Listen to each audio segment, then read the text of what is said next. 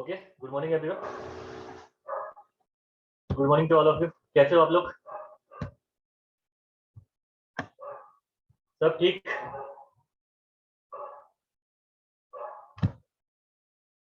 Audible तो हो ना? मैं आवाज आ रही होगी आपको? All good, okay, very good. ठीक है ठीक है, अगर आवाज साउंड क्लियर आ रही तो ठीक है। अगर किसी को कोई प्रॉब्लम है साउंड में तो आप लोग बता देना यहाँ पे, अदरवाइज तो ठीक है।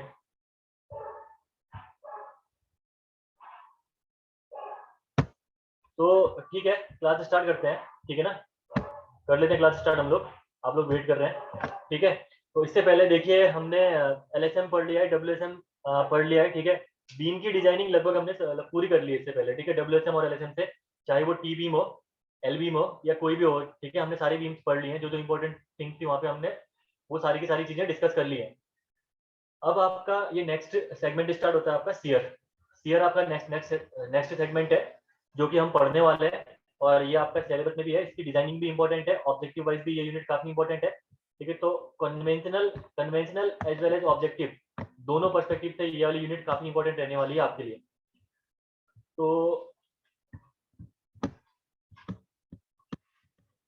ठीक है, इसको हम फोकस हम objective as well as conventional दोनों दोनों तरीके से करेंगे। आप लोग क्लास में बने रहिए, ठीक है? अभी प्रीवियस वाला जो टेस्ट पेपर था आपका वो अपलोड नहीं हो रखा है अभी, वो हम लोग अपलोड जल्दी ही करवाएंगे, ठीक है? क्योंकि अभी थोड़े से टेक्निकल इश्यूज आ रहे हैं वहाँ पे, घर से करने में, काम करने में थोड़े से प्रॉब्लम्स अभी जनरेट हो रहे हैं उसमें, लेकिन वो जल्द हम लोग वो टेस्ट सीरीज आपके लिए अपलोड करेंगे जो LSM का है, ठीक है? LSM की टेस्ट सीरीज आपकी अपलोड हो जाएगी, उसके बाद आपको आप वो टेस्ट सीरीज देख सकते हो। अभी थोड़ा सा डिले होगा उसमें। अगर आपको क्लास में डिस्कस करना है तो बता देना, जिसको क्लास में डिस्कस करना है। तो मेरे पास क्वेश्चन क्लास में पड़े हुए हैं, आप क्लास में, मैं क्योंकि 20-25 मिनट का मुश्किल से उसमें टाइमिंग लगेगा आपको करने में, और उसको डिस्कस कर लेंगे सीधे क्लास में अगर करना है तो। बाकी अगर आपको घर ही में करना है तो थोड़ा सा वेट करिए, कुछ टाइम बाद हम लोग उसको अपलोड कर देंगे आपके उसमें, तो आप लोग फिर उसके बाद घर में करके यहाँ पे हम लोग उसको डिस्कस कर लेंगे, ठीक है ना? तो बाकी यहाँ तक किसी को कोई प्रॉब्लम है, किसी टॉपिक में कोई क्वेश्चन है अगर आपका, तो आप पूछ सकते हैं यहाँ पे तक, ठीक है? और अगर कोई चीज नहीं है तो उसके बाद हम लोग यहाँ से सीयर यूनिट स्टार्ट करते हैं यहाँ से। एकदम फोकस बना के रखना है इस यूनिट में, थोड़ी सी चीजें समझने वाली है, तो उनके कॉन्सेप्ट लगने वाले हैं इस यूनिट में, ठीक है? तो डिटेल में पढ़ने वाले हैं हम लोग, तो यहाँ पे थोड़ा सा आप लोग ध्यान जरूर रखना, ठीक है? तो मतलब ये है कि फोकस एकदम प्रॉपर बना के रखना, नहीं तो चीजें समझ में आएंगी नहीं इसमें, तो फिर प्रॉब्लम में फंस जाओगे। इससे अच्छा आप लोग एकदम प्रॉपर तरीके से देखना, समझना एकदम पूरी चीजें। अगर नोट्स बना रहे हो तो बाद में देख लेना, मतलब नोट्स बनाते समय प्रॉपर तरीके से समझ के नोट्स बनाना, ठीक है? तो करते हैं स्टार्ट यूनिट, ज्यादा टाइम वेस्ट नहीं करते हैं आपका, यूनिट स्टार्ट करते हैं डायरेक्टली। आप यहाँ पे अगली यूनिट है आपकी सियर, डिजाइन ऑफ सियर आपकी यूनिट है नेक्स्ट, ठीक है? तो इस यूनिट में देखिए सियर होता क्या है, क्यों हम सियर रेनफोर्समेंट प्रोवाइड करते हैं, ये सब चीजें आपको धीरे धीरे समझ में आएंगी। जब हम चीजें करते रहेंगे, आगे आगे पढ़ते रहेंगे, तो आपको सारी, जब यूनिट कंप्लीट हो जाएगी तो आपके अंदर फिर एक भी क्वेश्चन नहीं बचेगा कि हम सियर के लिए क्यों पढ़ रहे किसी चीज को, ठीक है ना? तो बस आप चीजों को सीक्वेंस वाइज पढ़ते जाइए अभी, और फाइनली जब ये यूनिट क्लियर हो जाएगी तो आपके सारे कॉन्सेप्ट ऑलरेडी क्लियर हो चुके होंगे। तो देखिए, जब सियर यूनिट आप स्टार्ट करने वाले हो तो पहले आप सियर पढ़ोगे होमोजीनियस बीम के लिए, देन उसके बाद आप पढ़ोगे नॉन होमोजीनियस बीम के लिए, उसके बाद उसकी डिजाइनिंग डिजाइनिंग आप पढ़ोगे कि सियर की डिजाइनिंग क्या होती है, कैसे हम सियर रेनफोर्समेंट प्रोवाइड करते हैं, क्यों हम सियर रेनफोर्समेंट प्रोवाइड करते हैं, ठीक है? कहाँ पे हमें सियर रेनफोर्समेंट की कितनी जरूरत पड़ती है, तो ये चीजें हम लोग उसके बाद सीक्वेंस वाइज पढ़ते रहेंगे, ठीक है? तो हेडिंग डालिए फॉर होमोजीनियस बीम, ठीक है? होमोजीनियस बीम आप जस्ट हेडिंग डालिए, shear formula for homogeneous beam, ठीक है? सबसे पहले हम लोग एनालिसिस करते हैं होमोजीनियस बीम के लिए।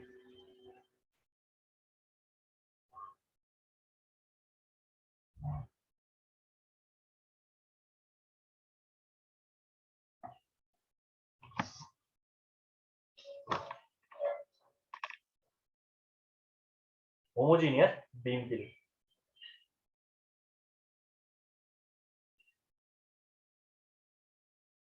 ठीक है? जो कॉन्सेप्ट आपके स्टार्ट होंगे सबसे पहले वो होंगे आपके होमोजीनियस बीम से, आपके कॉन्सेप्ट स्टार्ट होने वाले हैं, और सब्सिक्वेंटली नॉन होमोजीनियस बाकी चीजें पढ़ेंगे हम लोग आगे, ठीक है? मैंने बताई दिया आपको। तो सबसे पहले तो आप देखिए होमोजीनियस बीम आपकी होती क्या है, इतना तो आपको पता ही होगा। एक होती है होमोजीनियस सेक्शन, एक होता है नॉन होमोजीनियस सेक्शन, ठीक है? तो अगर मैं बात करूं होमोजीनियस सेक्शन की, तो होमोजीनियस सेक्शन एक ऐसा सेक्शन होता है जो सिर्फ एक मटेरियल से बना हो, यानी either the section made by the concrete, made by the steel, और बाय द वुड और by the any other material, ठीक है ना। तो सिर्फ और सिर्फ एक मटेरियल इसमें यूज होगा, उसके अलावा कोई मटेरियल यूज नहीं होगा, तो उसको हम लोग बोलते हैं होमोजीनियस सेक्शन, ठीक है। या अगर कोई अदर मटेरियल भी यूज हो रहा होगा तो उसकी एक्स और वाई डायरेक्शन में प्रॉपर्टीज सेम होंगी, ठीक है। किसी एक पॉइंट पे, लाइक ये पॉइंट में कंसीडर कर रहा हूँ, ठीक है। इस पॉइंट पे अगर आपने कोई मटेरियल दूसरे यूज कर भी रखे हैं तो होगा क्या, उसकी वाई डायरेक्शन में और एक्स डायरेक्शन में, दोनों डायरेक्शन में इसकी जो प्रॉपर्टीज होंगी वो सेम होंगी, ठीक है ना। सेम प्रॉपर्टीज होंगी, उसको हम लोग बोलते हैं होमोजीनियस सेक्शन, ठीक है। इतना आपने पढ़ा होगा सोम में, ठीक है। तो हम यहाँ पे एक होमोजीनियस सेक्शन पढ़ने वाले हैं, सिर्फ और सिर्फ कंक्रीट का होमोजीनियस सेक्शन, यानी जो पहला सेक्शन आप सीआर में डिस्कस करने वाले हो वो आप पढ़ने वाले हो कंक्रीट का सेक्शन, ठीक है ना, सिर्फ और सिर्फ कंक्रीट का सेक्शन। तो late us consider a beam, ठीक है। हम क्या करते हैं, इसमें एक बीम कंसीडर करते हैं,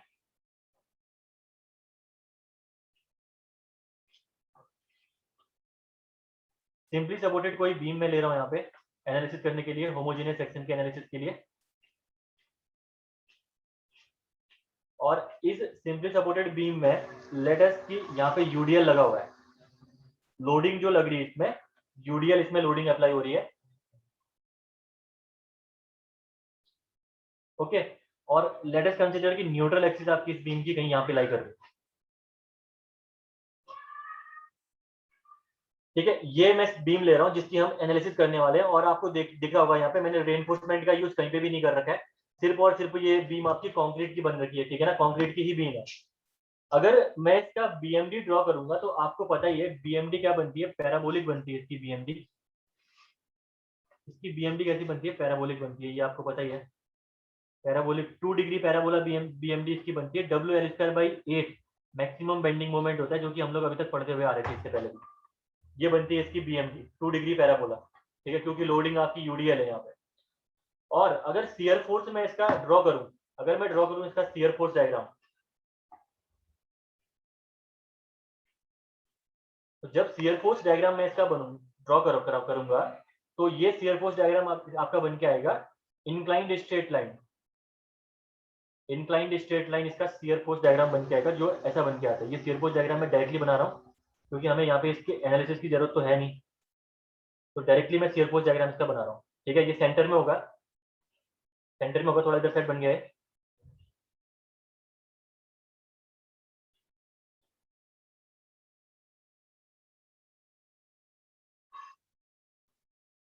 ठीक है। तो ऐसा कुछ इसका शियर फोर्स डायग्राम बन के आएगा, और ये इसकी बीएमडी बन के आएगी किसकी, अगर आपने सिंपली सपोर्टेड बीम ले रखी है उसमें यूडीएल अप्लाई कर रखा है तो। मैं क्या कर रहा हूँ इस बीम के एनालिसिस के लिए, अब देखिए पूरी बीम एनालिसिस करनी है तो आपको एक इक्वेशन के फॉर्म में इस बीम को पहले क्या करना पड़ेगा, ट्रांसफॉर्म करना पड़ेगा, यानी कोई एक ऐसी इक्वेशन डेवलप करनी पड़ेगी जिससे कि आप इस पूरी बीम को क्या कर लो, एनालाइज कर लो, ठीक है। और अगर तो हमें ऐसा काम करना है तो हमें क्या करना पड़ेगा, एक सेक्शन कंसिडर करना पड़ेगा, अगर एनालिसिस करनी है तो कोई ना कोई स्ट्रिप इस बीम में से कट करनी पड़ेगी, जिसके बेस पे आपको इक्वेशन डेवलप करोगे और उसके बाद आपकी ये पूरी की पूरी बीम एनालिसिस आप कर पाओगे। अदरवाइज आप हर पॉइंट पे शेयर कैलकुलेट नहीं कर सकते हो, जब तक आप कोई इक्वेशन डेवलप नहीं करोगे तब तक आप इस बीम के हर पॉइंट में शेयर कैलकुलेट नहीं कर सकते हो, ये तो आपको पता ही है। तो इक्वेशन डेवलप करने के लिए हम लोग क्या करेंगे, सबसे पहले एक सेक्शन में कट कर रहा हूँ इस बीम में, सेक्शन 1 1 और 2 2, ये 1 1 और 2 2 में एक सेक्शन यहाँ पे कट कर रहा हूँ, ठीक है। और इसी सेक्शन को मैं, इस 1 1 और इस 2 2 सेक्शन को ही मैं अपनी एनालिसिस में यूज करूंगा आगे सीयर की डिजाइनिंग में, ठीक है। अगर ये सेक्शन के बेस पे हम यहाँ पे मोमेंट देखें तो यहाँ पे लेटेस्ट कंसीडर की मोमेंट आपका एम है, ये बीएमडी है आपकी सबसे ऊपर वाली, ठीक है। ये आपकी कौन सी है, बीएमडी डायग्राम है, बेंडिंग मोमेंट डायग्राम है। और ये बॉटम वाला आपका शियर फोर्स डायग्राम है, ठीक है, ये बीएमडी है। अगर सेक्शन 1 1 पे देखो तो 1 1 पे लेटेस्ट कंसीडर की मोमेंट आपका एफ अप्लाई हो रहा है, let's consider m is the moment which is generating at section 1 1। Then मैं बात करूं सेक्शन 2 2 पे, सेक्शन 2 2 पे तो यहाँ पे आपको दिख रहा होगा मोमेंट बढ़ रहा है, ठीक है। मोमेंट सेक्शन 2 2 पे इंक्रीज कर रहा है, ये आपको पता ही है। तो m तो है ही यहाँ पे, प्लस कितना बढ़ रहा है हमें नहीं पता, तो मैं बोल रहा हूँ change in bending moment m plus dm, ठीक है। ये तो हो गया आपका m प्लस dm सेक्शन 2 2 पे बेंडिंग मोमेंट।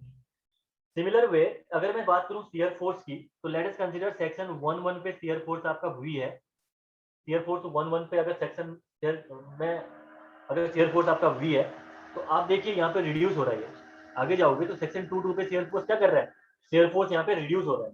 तो कितना रिड्यूस हो रहा है, B minus change in shear force, ठीक है, वी माइनस डी बी, इतना ये शेयर फोर्स यहाँ पे रिड्यूस हो रहा है सेक्शन 2.2 पे, ठीक है।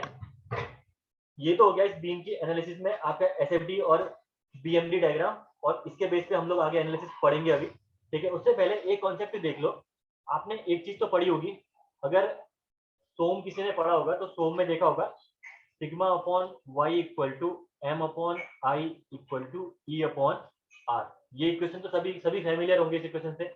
अगर सोम नहीं भी पढ़ी होगी तो क्लास में तो पढ़ी होगी, कभी पॉलिटेक्निक में कहीं भी थे आप, बीटेक में थे, पॉलिटेक्निक में थे, वहां पे आपने क्लास में ये इक्वेशन तो पढ़ी होगी। इसको हम लोग बोलते हैं बेंडिंग इक्वेशन, ठीक है, बेंडिंग इक्वेशन हम लोग इसको बोलते हैं, और ये इक्वेशन लगभग लगभग सबने पढ़ी होगी, ठीक है ना।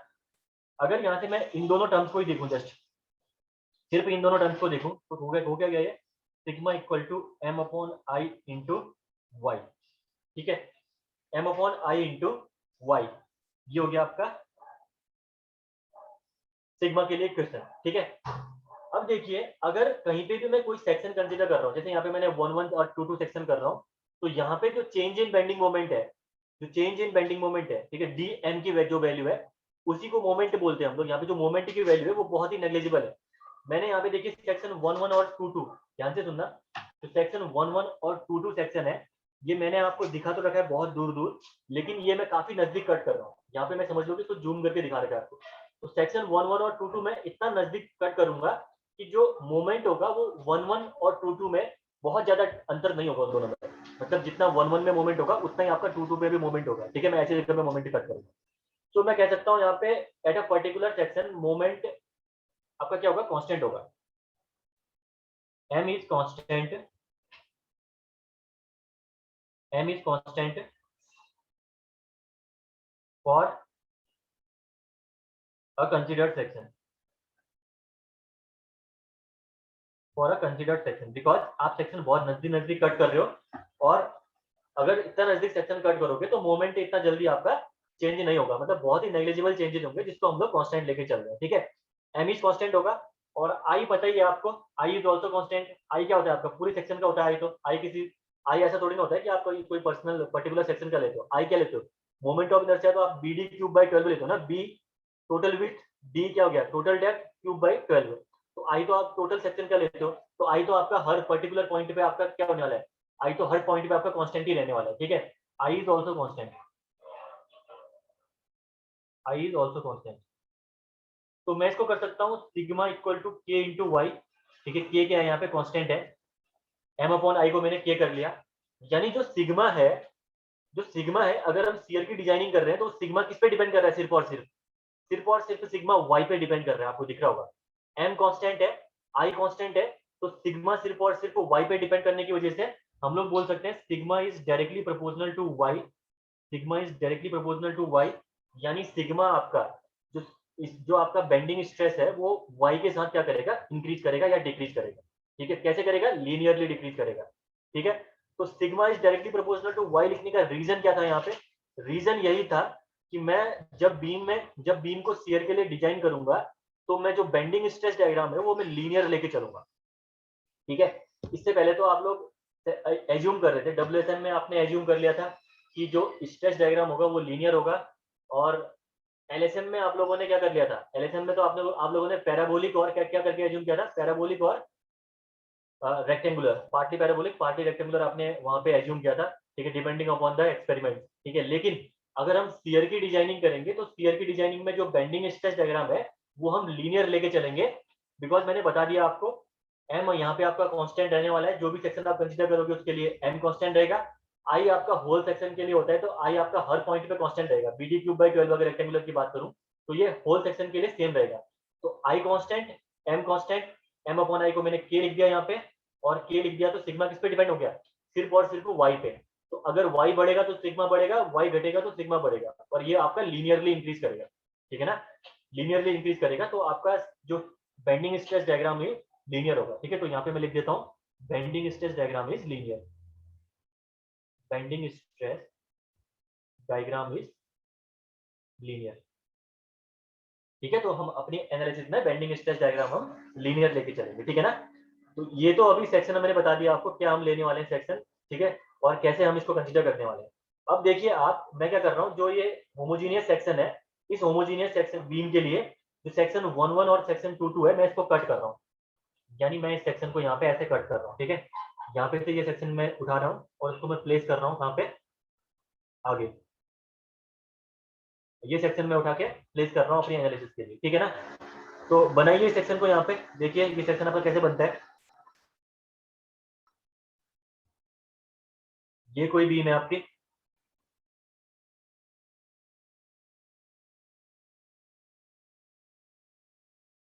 इस बीम में, ठीक है, लेट अस कंसीडर बीम है, इसकी विड्थ एज्यूम कर रहा हूँ। न्यूट्रल एक्सिस आपको पता ही है कहाँ पे लाई कर रही है, कहीं यहाँ पे लाई कर रही होगी d/2 पे, बिकॉज रेक्टेंगुलर सेक्शन है तो न्यूट्रल एक्सिस आपकी d/2 पे लाई करेगी, ठीक है। टोटल डेप्थ इसकी कितनी है, कैपिटल डी है।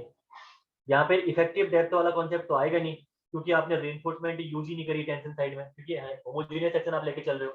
तो इसकी टोटल डेप्थ ही कंसीडर होगी आपकी डी। और न्यूट्रल एक्सिस लाई कहाँ पे करेगी आपकी, मैंने बता दिया आपको, न्यूट्रल एक्सिस आपकी लाई करेगी d/2 पे। d/2 पे क्यों, क्योंकि जो रेक्टेंगुलर सेक्शन होता है, रेक्टेंगुलर सेक्शन का सेंट्रॉइड होता है हाफ दी डेप्थ पे, जो डेप्थ होती है उसके हाफ पे एक्ट करता है रेक्टेंगुलर सेक्शन का सेंट्रॉइड, इतना आपको पता है, ठीक है। और इसके लिए मैं बेंडिंग स्ट्रेस डायग्राम, ये देखिए सेक्शन 1 1 2 2, वहां पे से मैंने पूरा कट कर रखा है, ठीक है। अगर मैं इसके लिए बेंडिंग स्ट्रेस डायग्राम यहाँ पे बनाऊं, तो बेंडिंग स्ट्रेस डायग्राम कैसा बनेगा इसका, ये देखिए आप, बेंडिंग स्ट्रेस डायग्राम इसका कुछ ऐसा बनेगा, ये आपका बनेगा बेंडिंग स्ट्रेस डायग्राम।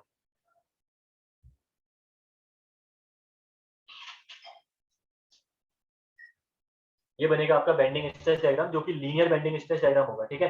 ये होगा आपका सिग्मा डायग्राम, जो कि होगा क्या आपका लीनियर इसके लिए, ठीक है। देन अब हमें क्या करना है, जो हमने ये बीम ले रखी है, इस बीम की एनालिसिस करने के लिए आप देखिए, इस बीम में देखिए आप, अब ध्यान से देखना यहाँ पे, अगर मैं आपसे बोलूं अभी के टाइम पे फिलहाल बोलूं मैं आपसे कि इस पॉइंट पे, जो मैं ये यहाँ पे है शो कर रहा हूँ आपको, कोई पॉइंट देखिए, ये पॉइंट, ये पॉइंट, ये पॉइंट, ये पॉइंट, ये पॉइंट, ये पॉइंट, ये पॉइंट, ये पॉइंट, अगर इन सारे पॉइंट में मैं बोलूँ आपसे शियर, आपको बताइए कि यहाँ पे कितना शियर आपका हो रहा है, ठीक है ना। अगर मैं बोलूँ आपसे कि इन पॉइंट्स में आपका शियर कितना एक्ट कर रहा है, कितना शियर की वैल्यू आप बता पाओगे अभी के टाइम पे डायरेक्टली, अगर शियर का मैं फॉर्मूला, क्योंकि आपने सोम में फॉर्मूला तो पढ़ा ही है, शियर का फॉर्मूला होता क्या है, V/IB into A Y bar, ये फॉर्मूला आपने पढ़ा होगा सोम में, ठीक है। तो मैं बोलूँगी ये फॉर्मूला आप अप्लाई करिए और बताइए हर एक पॉइंट पे आप मुझे शियर की वैल्यू अभी बताइए, तो आप नहीं बता पाओगे, ठीक है। आप हर पॉइंट पे वैल्यू ऐसे नहीं बता पाओगे, क्योंकि इसके लिए आपको एक इक्वेशन डेवलप करनी पड़ेगी, जिससे कि आप क्या करोगे, सारे पॉइंट पे उस इक्वेशन के बेस पे क्या कर सकते हो, फॉर्मूला क्या, अगर क्या देखो, अगर ये इक्वेशन बन गई, ये आपकी क्या टोटल डेप्थ डी है, ठीक है, टोटल डेप्थ डी है, बाई चांस आपकी इक्वेशन बन के आ गई शेयर का, मैं लिख रहा हूँ यहाँ पे Q1 इक्वल टू लिख रहा हूँ y²/2 प्लस V1 करके, ऐसा शेयर इक्वेशन बन के आ गई आपकी, ठीक है। वी ये वाली इक्वेशन आपकी बन के आ गई यहाँ पे। अगर ऐसी कोई इक्वेशन बन के आती है फाइनल में, तो आप देखिए y की वैल्यू जैसे जैसे आप y=1 metre, y=2 metre, y3=3 metre, आप ऐसा रख के पूरी बीम को एनालाइज कर सकते हो। लेकिन अगर आपके पास कोई एक होल इक्वेशन पड़ी हुई है पूरी बीम की, तो उससे आप पूरी बीम को एनालाइज नहीं कर सकते हो। और हमें अगर यहाँ पे शेयर के लिए पढ़ना है, तो हमें हर एक पॉइंट पे पढ़ना है कि शेयर कहाँ पे कितना हो रहा होगा, तो शेयर कहाँ पे कितना एक्ट कर रहा होगा। अगर आप नहीं पढ़ पाओगे तो आप यहाँ पे रेनफोर्समेंट प्रोवाइड करने में आपको प्रॉब्लम्स आएंगी, वो आप देखोगे आगे बाद में, ठीक है। तो हमें करना क्या है यहाँ पे, हमें यहाँ पे इसको क्या करना है, एक इक्वेशन के फॉर्म में ट्रांसफॉर्म करना है, और इक्वेशन के फॉर्म में ट्रांसफॉर्म करने के बाद हम क्या करेंगे, इसकी एनालिसिस करेंगे, ठीक है ना। इक्वेशन के फॉर्म में ट्रांसफॉर्म करने के बाद हम इसकी एनालिसिस करेंगे।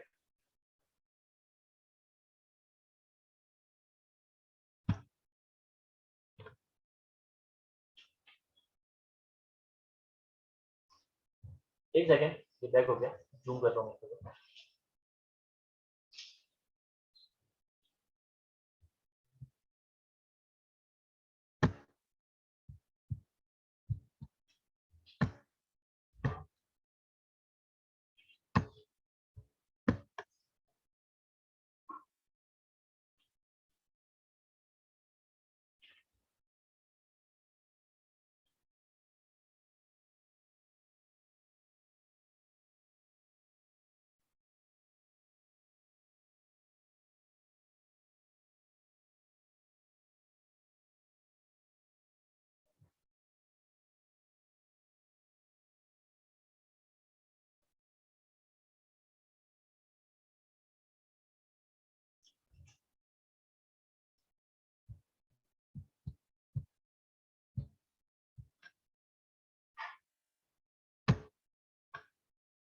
ठीक है।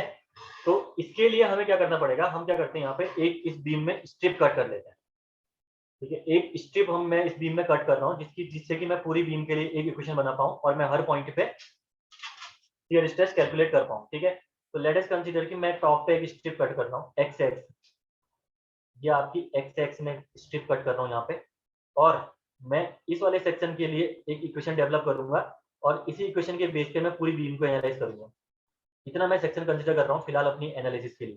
ठीक है, this is the section which I consider for my analysis सिर्फ। ठीक है ना, इतना सिर्फ मैं कंसीडर कर रहा हूँ अपनी एनालिसिस के लिए। ठीक है ना, तो आपको पता है अगर shear stress at any point, कहीं पे भी किसी पॉइंट पे मुझे अगर शियर स्ट्रेस कैलकुलेट करना है, अगर ये स्ट्रिप मैंने बना रखी है और इस पॉइंट के अंदर एक्स एक्सिस से ऊपर जो मैंने ये सेक्शन हैच कर रखा है, इस हैच्ड पोर्शन के अंदर अगर मुझे क्या करना है, शियर स्ट्रेस कैलकुलेट करना है किसी एक पॉइंट पे, तो उसके लिए आपने वहां पे एक फॉर्मूला पढ़ते हो स्टोम में, वो मैं लिखता हूँ। ठीक है, शियर स्ट्रेस इक्वल टू, आपको पता है shear stress at any point, at any point in hatched portion, hatched portion किसी एक पॉइंट पे, लेट अस कंसीडर कोई पॉइंट मैंने कंसीडर कर रखा है, वहां पे मैं शियर स्ट्रेस इसको ले रहा हूँ। तो ये इसका फॉर्मूला होता है आपका V upon I B, V upon I B into A Y bar, A Y bar. ये फॉर्मूला आपने पढ़ा होगा, नहीं भी पढ़ा होगा तो यहाँ देख लो, ये सोम में ये फॉर्मूला होता है शियर स्ट्रेस कैलकुलेट करने का किसी पॉइंट पे। ठीक है, किसी एक पर्टिकुलर पॉइंट पे। ठीक है, तो यहाँ पे देखिए ये आपकी रेक्टेंगुलर बीम है, रेक्टेंगुलर बीम में यहाँ पे आपको दिख रहा होगा V upon I B equal to A Y bar. A Y bar है क्या, ए वाई बार क्या है, area into centroid from the neutral axis, Y bar is the area, Y bar is the, it is the distance from centroid to the neutral axis. ठीक है ना, distance from centroid to the neutral axis. ठीक है ना, ये आपकी Y बार की value है। तो वो क्या कहेगा, फर्स्ट मोमेंट ऑफ एरिया जो है ए वाई बार, जो हम लोग वहां डब्ल्यूएसएम में पढ़ रहे थे, वही ए वाई बार यहाँ पे फर्स्ट मोमेंट ऑफ एरिया है, यानी V upon I B into first moment of area से भी आप इस फॉर्मूले को याद कर सकते हो। ठीक है, तो अगर मैं बोलूं वाई बार आपका इस बीम में कहां पे एक्ट कर रहा होगा, तो देखिए ये एक्स एक्सिस से ऊपर आपका सेक्शन क्या बन रहा है, रेक्टेंगुलर कोई सेक्शन बन रहा है एक्स एक्सिस से ऊपर। ठीक है, एक्स एक्सिस से ऊपर आपका कोई सेक्शन क्या बन रहा है, रेक्टेंगुलर सेक्शन आपका बन रहा है। और रेक्टेंगुलर सेक्शन के लिए आपको पता है सेंट्रोइड कहां पे एक्ट करता है, सेंट्रोइड करता है d/2 पे। रेक्टेंगुलर सेक्शन के लिए सेंट्रोइड कहां पे एक्ट करता है, d/2 से। और इस d/2 से मतलब जो भी ये डिस्टेंस होगी, ठीक है ना, डिस्टेंस बाई टू होगी ना, d/2, अभी हमें नहीं पता है कितनी डिस्टेंस है, यानी डिस्टेंस नहीं पता हमें, लेकिन कहाँ पे एक्ट करेगा हमें पता है कि जितना भी होगी उसकी डेप्थ बाई टू पे एक्ट करेगा। ठीक है ना, डेप्थ जितनी भी होगी उसके बाई टू पे एक्ट करेगा ये सेंट्रॉइड। ठीक है, और यहाँ से लेकर न्यूट्रल एक्सिस के बीच की डिस्टेंस ही आपकी क्या कहलाती है, वाई बार कहलाती है। ये क्या कहलाती है आपकी, Y bar. This is the Y bar. ठीक है ना, और मैं कंसिडर कर रहा हूँ न्यूट्रल एक्सिस से लेकर जहां से आपने सेक्शन कंसिडर कर रखा है, ये डिस्टेंस आपकी है वाई। आई एम कंसीडरिंग जहां से आपने न्यूट्रल एक्सिस आपने कंसीडर कर रखी है, उससे लेकर जहां पे से आपने ये एक्स एक्सिस सेक्शन कट कर रखा है, वहां पे तक की डिस्टेंस में ले रहा हूँ वाई। ठीक है, तो आपको ये वाली डिस्टेंस निकल के आ जाएगी इजली।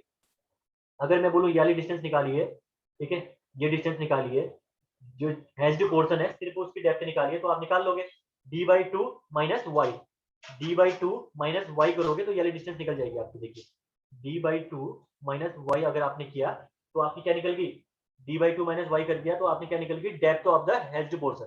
ठीक है, depth of the hatched portion आपकी निकल गई।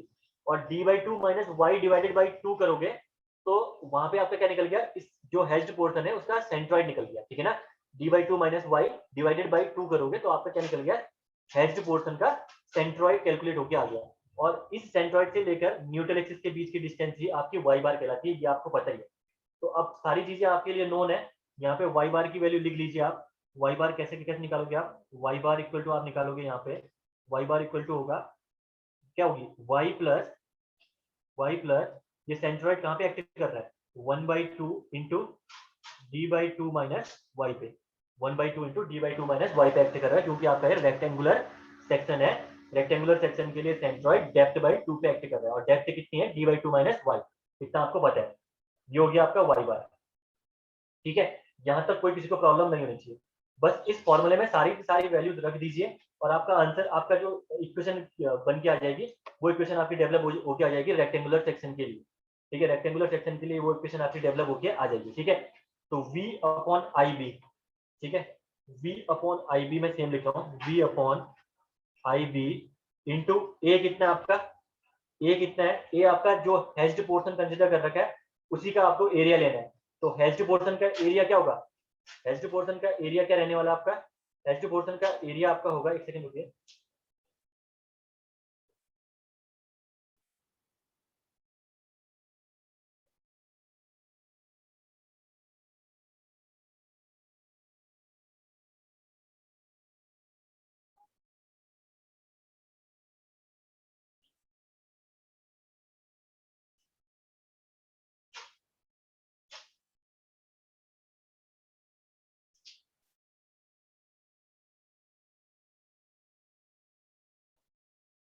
ठीक है।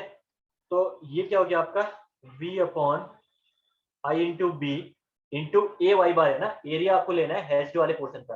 हेज्ड वाले पोर्शन का एरिया क्या है, रेक्टेंगुलर सेक्शन है, B into D by two minus Y, ठीक है, डेप्थ इंटू हाइट, ठीक है, डेप्थ कितनी है D by two minus Y, तो width into D by two minus Y, ये तो हो गया आपका area, into Y bar, Y bar आपने कितना कैलकुलेट किया यहाँ पे, वाई बार देखिए, वाई बार की वैल्यू कितनी है, Y plus one by two into D by two minus Y, ये आपने वाई बार की वैल्यू कैलकुलेट कर ली है, रखिए इसको वैल्यू को, ये होगी आपकी, ये वैल्यू निकल के आई आपकी Y bar Y plus D by two minus Y into one by two, और ये पूरे ब्रैकेट में क्लोज करता हूँ आपको, ठीक है, ये आपकी निकल गई वाई बार की वैल्यू।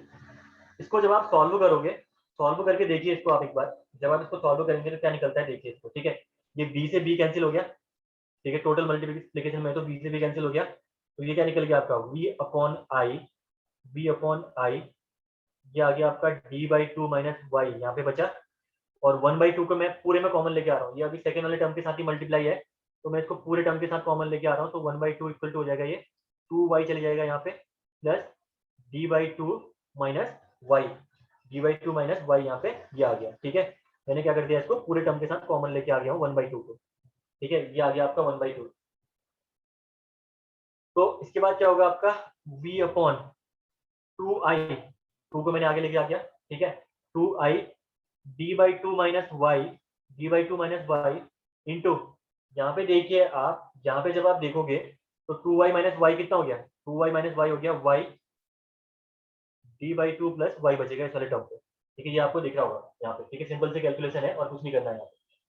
तो जब आप इसको सॉल्व करोगे, लेट अस कंसीडर Q1 में किसी पॉइंट पे कंसीडर कर रहा हूँ जहाँ पे हमने ये शियर स्ट्रेस कैलकुलेट कर रहे हैं, तो क्या निकल के आया आपका ये v upon two I into A plus B, A minus B हो गया, A plus B, A minus B क्या होता है आपका A square minus B square, तो करिए इसको, ए स्क्वायर क्या हो गया आपका D square by four minus Y square, ये आपकी इक्वेशन बन के आ गई रेक्टेंगुलर सेक्शन के लिए, एक इक्वेशन बन के आ गई शियर स्ट्रेस की, ठीक है ना। अब आप y की वैल्यू आप यहाँ पे रखते जाइए, और किसी भी पॉइंट में अगर आपको शियर स्ट्रेस चाहिए तो आप इजीली किसी भी पॉइंट में शियर स्ट्रेस कैलकुलेट कर सकते हो, ठीक है, इस इक्वेशन से, ठीक है। तो यहाँ पे देखिए अगर मैं बात करूं, ये तो आपका आ गया equation of the shear stress at any point Q1, Q1 point किसी पॉइंट पे आपका ये हमने कैलकुलेट कर रखा है हेज्ड पोर्शन के अंदर, ठीक है, हेज्ड पोर्शन के अंदर किसी पॉइंट पे हमने कैलकुलेट कर रखा है शियर स्ट्रेस, ठीक है। तो यहाँ पे देखिए Q1 अगर मैं टॉप एंड बॉटम की मैं बात करूं, ठीक है, शियर स्ट्रेस की मैं बात करूं अगर टॉप पे या बॉटम पे, Q1 eight top and bottom, तो टॉप एंड बॉटम पे अगर Q1 की मैं बात करूं तो डेप्थ कितनी रखोगे आप y equal to D by two, ठीक है, टॉप एंड बॉटम पे डेप्थ कितनी रखोगे, अगर यहाँ के आउटर मोस्ट फाइबर में देखना है फ्रॉम द न्यूट्रल एक्सिस से ऊपर और न्यूट्रल एक्सिस से बिलो, तो डेप्थ कितनी है आपकी न्यूट्रल एक्सिस से डी बाई टू भी टॉप में है, और डी बाई टू आपका बॉटम वाले टॉप पे भी डी बाई टू है डिस्टेंस, ठीक है, Y equal to D by two, तो देखिए वाई इक्वल टू जब डी बाई टू रखोगे तो क्या निकल के आएगा आपका, तो Q1 कितना निकल के आया आपका टॉप एंड बॉटम पे जीरो निकल के आ रहा होगा, डी स्क्वायर बाई फोर हो जाएगा यहाँ पे, तो Q1 इक्वल टू जीरो निकल के आएगा, ठीक है, ये आपको दिख ही रहा होगा यहाँ पे, ठीक है। देन अगर मैं बात करूं at neutral axis, Q1 at neutral axis, neutral axis पे Q1 की वैल्यू कितनी रखनी है, तो यहाँ पे y इक्वल टू कितना रखोगे आप जीरो, न्यूट्रल एक्सिस पे y की वैल्यू कितनी है जीरो है, तो जब जीरो जब वैल्यू रखोगे तो Q1 कितना निकल के आया आपका न्यूट्रल एक्सिस पे, Q1 आपका न्यूट्रल एक्सिस पे निकल के आएगा, जो कि आपका Q1 नहीं, ये Q1 equal to Q max होगा, तो न्यूट्रल एक्सिस पे आपकी Q1 की वैल्यू Q मैक्स के इक्वल निकल के आएगी, ठीक है, Q मैक्स इक्वल टू निकल के आएगा आपका, ये आएगा आपका जब सॉल्व करोगे इसको तो we D square BD² upon 8I, ये आपका Qmax निकल के आया न्यूट्रल एक्सिस पे। ठीक है, तो देखिए एक चीज आपने यहाँ पे क्या पढ़ी, जब आपने एक इक्वेशन डेवलप करी तो ये आपने देखा कि आउटर मोस्ट फाइबर में जो शियर स्ट्रेस है उसकी वैल्यू 0 है, और जो न्यूट्रल एक्सिस है, न्यूट्रल एक्सिस पे शियर की वैल्यू मैक्सिमम आपकी कैलकुलेट होकर आने वाली है। ये आपने कैलकुलेट कर लिया, y की वैल्यू 0 रख के और y की वैल्यू d/2 रख के। ठीक है ना, एक जगह आपने रखा y की वैल्यू मिनिमम, जब y की वैल्यू मिनिमम रखी, y की वैल्यू मिनिमम कितनी हो सकती है 0, तो वहां पे आपका शियर स्ट्रेस मैक्सिमम कैलकुलेट होकर आया BD² अपॉन 8I। और जब आपने y की वैल्यू d/2 रखी तो वहां पे आपका शियर स्ट्रेस कैलकुलेट कितना होकर आया, Q1 आपका कैलकुलेट होकर आता है 0। ठीक है, मैं इसके बेस पे डायग्राम ड्रॉ कर रहा हूँ। शियर स्ट्रेस डायग्राम जब मैं बनाऊंगा यहाँ पे तो देखिए आप, तो ये शियर स्ट्रेस डायग्राम कैसे बन के आ जाएगा आपका, टॉप पे 0 है, यहाँ पे भी 0 है, बॉटम से भी टॉप पे। ठीक है, और इसका वेरिएशन होता है पैराबोलिक वेरिएशन। शियर का वेरिएशन ऑलवेज पैराबोलिक होता है, ध्यान रखना कहीं पे भी।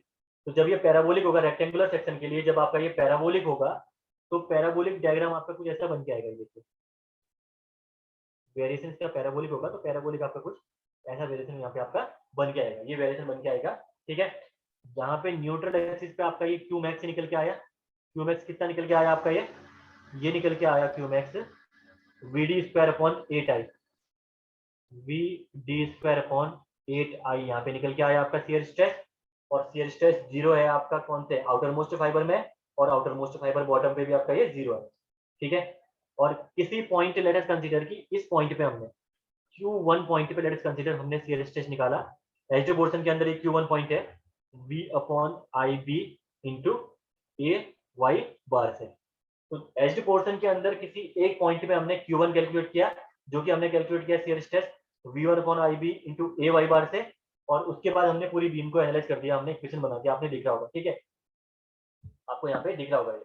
ठीक है ना, तो एक चीज देखना यहाँ पे, अब देखिए जो शियर स्ट्रेस डायग्राम है वो आपका बन के आ रहा है यहाँ पे पैराबोलिक शियर स्ट्रेस डायग्राम। और इस पैराबोलिक शियर स्ट्रेस डायग्राम को अगर आपको एनालाइज करना है, अगर आपको शियर स्ट्रेस कैलकुलेट करना है तो डिफिकल्टी आपको होने वाली है, क्योंकि यहाँ पे देखिए आपका ये डायग्राम नॉन यूनिफॉर्म है। जो ये पैराबोलिक डायग्राम आपने बना रखा है ये आप देखिए नॉन यूनिफॉर्म स्ट्रेस डिस्ट्रीब्यूशन है। तो जब आप कहीं भी पॉइंट में, किसी भी पॉइंट में जब आप कैलकुलेट करोगे शियर स्ट्रेस तो आपको डिफिकल्टी आने वाली है। ठीक है, तो आरसीसी में हम लोग करते क्या है, इस डिफिकल्टी को मिनिमाइज करने के लिए या नेग्लेक्ट करने के लिए आप बोल सकते हो, आरसीसी में इन्होंने क्या करा, इस पैराबोलिक जो डिस्ट्रीब्यूशन है, इस पैराबोलिक डिस्ट्रीब्यूशन का एवरेज ले लिया, और वही इन्होंने बोला हम लोग यहाँ पे एवरेज स्ट्रेस के बेस पे कैलकुलेट करेंगे, कहीं पे भी हमें शियर स्ट्रेस कैलकुलेट करना है। तो यानी करा क्या इन्होंने, एनालिसिस में इन्होंने क्या कर दिया, इस स्ट्रेस डायग्राम को कुछ ऐसा बना दिया। देखिए आप, ये स्ट्रेस डायग्राम कुछ इन्होंने इस फॉर्म में, आप आईएस कोड ने क्या कर दिया, इसको ट्रांसफॉर्म कर दिया, और इसको बोल दिया इन्होंने क्यू एवरेज, क्यू एवरेज। ठीक है, क्यू एवरेज बोल दिया इन्होंने इस डायग्राम को। ठीक है, और हम एनालिसिस इस क्यू एवरेज के बेस पे ही करेंगे, न कि हम लोग यहाँ पे किसके बेस पे करेंगे, न कि हम लोग किसके बेस पे करेंगे, जो ये पैराबोलिक सेक्शन आपने बना रखा है उसके बेस पे। ठीक है ना, ठीक है, तो ध्यान रखना ये चीज कि सबसे पहले हमने क्या करा, जो शियर स्ट्रेस डिस्ट्रीब्यूशन है हम होमोजेनियस सेक्शन के लिए पढ़ रहे हैं। होमोजेनियस सेक्शन के लिए पढ़ने के लिए आपने क्या करा, एक होमोजेनियस बीम बनाई और उसको हमने एक्स एक्सिस सेक्शन यहाँ पे कंसीडर किया। एक्स एक्सिस सेक्शन कंसीडर करने के बाद जो हैच्ड पोर्शन है उसी को कंसीडर किया आपने, जो आपने रेड में हैच कर रखा है, और इस हैच्ड पोर्शन के बेस पे आपने एक इक्वेशन डेवलप कर ली। ये इक्वेशन आपकी निकल के आई V/2I into D² upon 4 minus Y²। और जब ये इक्वेशन निकल के आई तो हमें पता चला कि जो होमोजेनियस सेक्शन होता है उसके न्यूट्रल एक्सिस पे जो शियर स्ट्रेस होता है वो मैक्सिमम होता है। ठीक है, ध्यान रखना क्वेश्चन आता है आपके एग्जाम में, होमोजेनियस जो सेक्शन होता है उसके न्यूट्रल एक्सिस पे आपका शियर स्ट्रेस मैक्सिमम होता है, और जो आउटर मोस्ट फाइबर है, यानी जहां पे ये भी पूछ सकता है आपसे कि अगर बेंडिंग स्ट्रेस मैक्सिमम है, होमोजेनियस कोई सेक्शन दे रखा है और होमोजेनियस सेक्शन के बेंडिंग स्ट्रेस मैक्सिमम है, तो वहां पे आपका शियर स्ट्रेस की वैल्यू कितनी होगी। तो जहां पे बेंडिंग स्ट्रेस मैक्सिमम है वो कहां पे मैक्सिमम बेंडिंग स्ट्रेस होता कहां पे, आउटर मोस्ट कंप्रेशन फाइबर या टेंशन फाइबर पे, ये आपको पता है। और जहां पे बेंडिंग स्ट्रेस मैक्सिमम होगा वहां पे शियर की वैल्यू आपकी 0 रहने वाली है, ये हमने कैलकुलेट कर दिया है। यहाँ पे देखिए जब हमने y इक्वल टू d/2 रख के रखा तो Q1 इक्वल टू 0 कैलकुलेट होके आ गया आपका। ओके, तो ये हमने होमोजेनियस सेक्शन को एनालाइज कर दिया है, और हमने जहां पे हमें रिक्वायरमेंट थी, हमें इतने ही पॉइंट की रिक्वायरमेंट थी। एक तो हमें आउटर मोस्ट फाइबर में कैलकुलेट करना है और एक हमें न्यूट्रल एक्सिस पे कैलकुलेट करना है। इसके अलावा हमें और पॉइंट की जरूरत नहीं है, ठीक है। और पॉइंट में हमें कैलकुलेट करने की जरूरत नहीं है आरसीसी के पर्सपेक्टिव में। आरसीसी के पर्सपेक्टिव में आपको और पॉइंट पे कैलकुलेट करने की जरूरत नहीं है, आपको सिर्फ इन 3 पॉइंट पे कैलकुलेट करना है। मैं यहाँ पे लिख भी देता हूँ, नंबर 1, नंबर 2, नंबर 3, और इन्हीं पॉइंट के बेस पे आपका सारी एनालिसिस आप कर लोगे, ठीक है। तो निकाल दिया हमने होमोजेनियस सेक्शन के लिए। 1 और 3 पे कितना निकल के आया? 1 और 3 पे शियर स्ट्रेस आपका 0 निकल के आया, और 2 जहां पे न्यूट्रल एक्सिस है वहां पे आपका मैक्सिमम शियर स्ट्रेस कैलकुलेट होके आ गया है। अगर यहाँ पे इसको कैलकुलेट करने में किसी को भी कोई दिक्कत आई तो बता दीजिए आप लोग। और क्यू एवरेज वाला कॉन्सेप्ट क्या है? क्यू एवरेज वाला कॉन्सेप्ट क्या है कि जब हम कैलकुलेशन करेंगे तो पैराबोलिक डिस्ट्रीब्यूशन से आपका कैलकुलेशन से डिफिकल्ट होने वाली है। तो इसी वजह से हम लोगों ने क्या करा, इसका आईएस कोड ने क्या करा, इसको सिंप्लीफाई करने के लिए या यूनिफॉर्म स्ट्रेस डिस्ट्रीब्यूशन करने, यूनिफॉर्म शियर स्ट्रेस डायग्राम ले लिया। यूनिफॉर्म शियर स्ट्रेस डायग्राम कैसे ले लिया? इन्होंने यहाँ पे एक रेक्टेंगुलर पोर्शन कंसीडर कर दिया और बोला है कि this is the Q average, this is the Q average, तो एवरेज स्ट्रेस। और जब आप इस एवरेज स्ट्रेस को आगे पढ़ोगे तो नॉमिनल शियर स्ट्रेस के नाम से भी पढ़ते हो इसको आप, ठीक है। तो अगर आगे जब आप पढ़ोगे कहीं पे नॉमिनल शियर स्ट्रेस की बात होती है, तो nominal shear stress is nothing but this Q average only. वो आपका सिर्फ और सिर्फ क्यू एवरेज ही है, ठीक है। वो आप आगे पढ़ोगे। यहाँ पे तक किसी को दिक्कत है तो बताओ।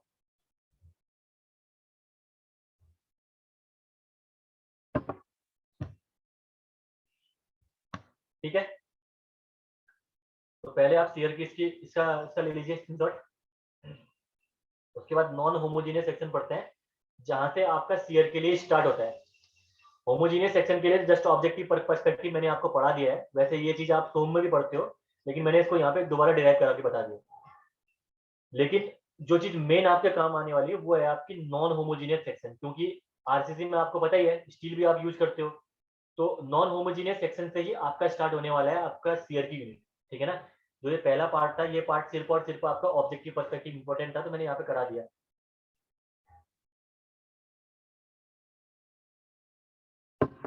इसका भी ले लीजिए स्क्रीनशॉट,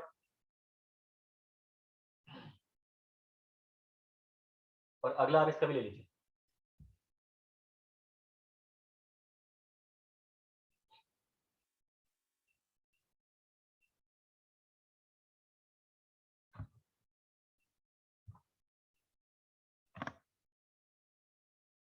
ठीक है, इतना आपने स्क्रीनशॉट ले लिया होगा। अब हेडिंग डालिए नॉन होमोजीनियस सेक्शन। बी आपका है नॉन होमोजीनियस, ए आपका होमोजीनियस सेक्शन था ना, ए ये था आपका होमोजीनियस सेक्शन। बी अब आप हेडिंग डालिए नॉन होमोजीनियस सेक्शन, और यहीं से आपका सीयर वाली यूनिट स्टार्ट होने वाली है आपकी, इस वाले पॉइंट से। नॉन होमोजीनियस सेक्शन के लिए हम लोग एनालिसिस करते हैं शियर स्ट्रेस।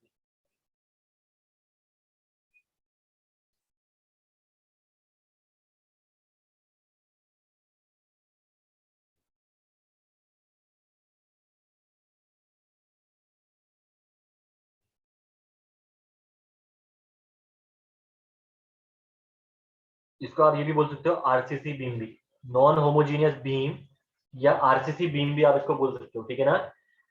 तो देखिए, अब नॉन होमोजीनियस बीम है तो आपको इतना तो सिंपल सी बात है, पता ही है कि यहाँ पे आपने स्टील भी यूज कर रखी होगी, कंक्रीट भी यूज कर रखी होगी, तभी आपकी ये नॉन होमोजीनियस बीम हुई।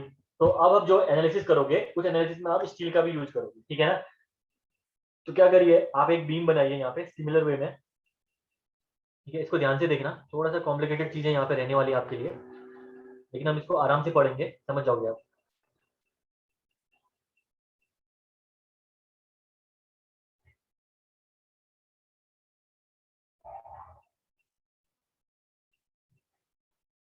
ये कोई सिंपली सपोर्टेड बीम है, ये सिंपली सपोर्टेड बीम बनी है आपकी स्टील मतलब ये बोल सकते हो आप आरसीसी और कंक्रीट की। और आरसीसी आपको पता ही है कहाँ पे प्रोवाइड करते हैं हम लोग स्टील, तो रेनफोर्समेंट हम प्रोवाइड करते हैं, वो प्रोवाइड करते हैं हम टेंशन साइड में, इतना आपको पता ही है, ठीक है ना, टेंशन को रेजिस्ट करने के लिए। और यूडीएल में सब्जेक्टेड है, दैट इज कंसिडर्ड यूडीएल में सब्जेक्टेड है। यूडीएल में सब्जेक्टेड आप लोडिंग कोई भी रख सकते हो, ठीक है। आप यहाँ पे पॉइंट लोड भी रखो, जरूरी नहीं है कि यूडीएल में ही सब्जेक्टेड रहेगी, ठीक है ना। लेकिन मैं जस्ट कॉन्सेप्ट समझने के लिए, क्योंकि यूडीएल से इसका कोई फर्क नहीं पड़ने वाला आपके एनालिसिस में। आप पॉइंट लोड रखो, यूडीएल रखो, यूबीएल रखो, एनालिसिस में कोई फर्क नहीं पड़ेगा, बस आपकी इसके ऊपर लोडिंग होनी चाहिए, सिर्फ और सिर्फ वही तो काफी है, ठीक है। तो देखिए जब इसका आप शियर स्ट्रेस डायग्राम और बेंडिंग मोमेंट डायग्राम बनाओगे तो सिंपल सी बात है, जो पहले आपने बनाया वही बनेगा शियर स्ट्रेस डायग्राम, क्योंकि सिंपली सपोर्टेड बीम है और यूडीएल इसमें अप्लाई हो रहा है। तो आपका शियर स्ट्रेस डायग्राम बनेगा आपका कुछ ऐसा, ठीक है। मैक्सिमम कहाँ पे होगा शियर स्ट्रेस? सपोर्ट पे होगा, सपोर्ट पे शियर स्ट्रेस मैक्सिमम होगा। और जीरो कहाँ पे होगा? जीरो सेंटर पे होगा, सेंटर पे जीरो होगा, ठीक है। ये आपका शियर स्ट्रेस डायग्राम बन गया। बेंडिंग मोमेंट डायग्राम जब आप बनाओगे इसका, तो बेंडिंग मोमेंट डायग्राम क्या बनेगा? जहाँ पे शियर स्ट्रेस मैक्सिमम होगा वहां पे आपका शियर स्ट्रेस क्या होगा? जीरो। तो सपोर्ट में आपका क्या होता है? शियर स्ट्रेस मैक्सिमम होगा तो सपोर्ट में बेंडिंग मोमेंट आपका जीरो होगा। और जहां पे शियर फोर्स मिनिमम होगा वहां पे शियर स्ट्रेस क्या होगा? सॉरी, वहां पे बेंडिंग मोमेंट क्या होगा? मैक्सिमम होगा। तो शियर फोर्स मिनिमम कहाँ पे है? सेंटर पे। तो सेंटर पे बेंडिंग मोमेंट क्या होगा? मैक्सिमम होगा। ये आपने पढ़ा ही है। जीरो आपका बेंडिंग मोमेंट क्या हो गया? सपोर्ट्स में हो गया। और मैक्सिमम बेंडिंग मोमेंट आपका कहाँ पे हो गया? सेंटर पे हो गया। ये आपका डायग्राम बन गया आपका क्या? This is the diagram bending moment. तो ये आपका क्या हो गया? एसएफडी का डायग्राम यहाँ पे बन गया, ये एसएफडी। और ये बन गया आपका बीएमडी, जो हमने पहले बनाई वही आप डायग्राम यहाँ पे दोबारा बना रहे, ठीक है। इसके लिए देखिए मैं एक सेक्शन कंसिडर कर रहा हूँ यहाँ पे 1 1। सिमिलर वे में यहाँ पे भी हमें एक सेक्शन कंसिडर करना है 1 1। और दूसरा सेक्शन कंसिडर करना है हमें 2 2। ये हम लोग सेक्शन कंसिडर करने वाले हैं 1 1 और 2 2। अगर सेक्शन 1 1 की बात करें, यहाँ से देखिए नीचे बढ़ रहा हूँ मैं। अगर मैं बात करूं सेक्शन 1 1 की, तो सेक्शन 1 1 में लेट अस कंसीडर की शियर फोर्स आपका वी है। तो सेक्शन 2 2 पे V minus DV, similar way, ठीक है, क्योंकि घट रहा है ये तो माइनस डीवी कर दिया मैंने। और यहाँ पे लेट अस कंसीडर की मोमेंट आपका एम है, तो आप देखिए इंक्रीज कर रहा है, तो ये क्या हो गया आपका? M plus change in bending moment, यानी कितना चेंज कर रहा है मैं नहीं पता, तो चेंज इन बेंडिंग मोमेंट यहाँ पे कर दिया मैंने, ठीक है ना। इसको ये आपको पता है। अब देखिए ये S F D B M D बन गई, तो आप क्या करिए, इस बीम में से एक सेक्शन को उठाइए। 1 1 और 2 2 वाला सेक्शन आपको यहाँ से क्या करना है? इसको उठाना है और आप इसको सेपरेट बीम के फॉर्म में ट्रांसफॉर्म कर दीजिए वहां पे। और उसके बाद हम इसकी एनालिसिस पढ़ते हैं, ठीक है ना। ये आपका बीम का सेक्शन है, ये बीम का सेक्शन है। और इस बीम को मैं यहाँ से उठा रहा हूँ, ये बीम उठा रहा हूँ मैं यहाँ पे। और इस बीम की एनालिसिस हम लोग करने वाले हैं आगे, ठीक है ना। Neutral axis that is consider, यहाँ पे आपकी लाई कर दी, न्यूट्रल एक्सिस आपकी यहाँ पे लाई कर दी, लेट अस कंसीडर, ठीक है ना। ठीक है। तो अगर इसका मैं क्रॉस सेक्शन यहाँ पे बनाऊं, तो ये क्रॉस सेक्शन देखिए आप, इसका क्रॉस सेक्शन कैसे बनेगा इसका देखिए आप।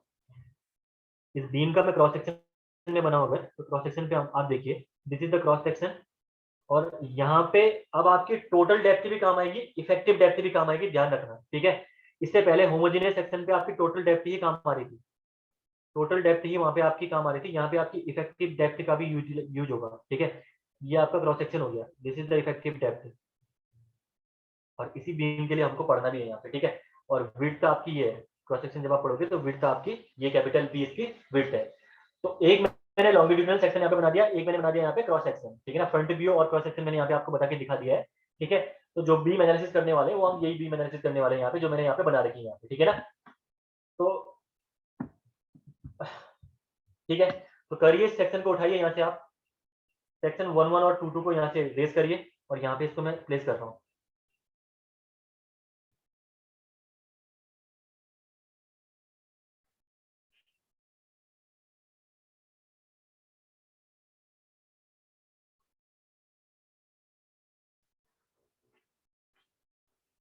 ये हो गया आपका कोई सेक्शन, ठीक है, जो हमने वहां से कंसिडर किया, सेक्शन 1 1 2 2। ये हो गया सेक्शन। न्यूट्रल एक्सिस आपकी सेक्शन की यहाँ पे लाई कर रही है, late us consider, neutral axis आपकी यहाँ पे लाई कर रही है। एक काम करता हूँ, मैं इसको थोड़ा बीच में बनाता हूँ, क्योंकि यहाँ पे मेरे लिए स्पेस कम बच जाएगा, लिखने के लिए स्पेस कम बचेगा, तो थोड़ा मैं बीच में बना रहा हूँ, ठीक है।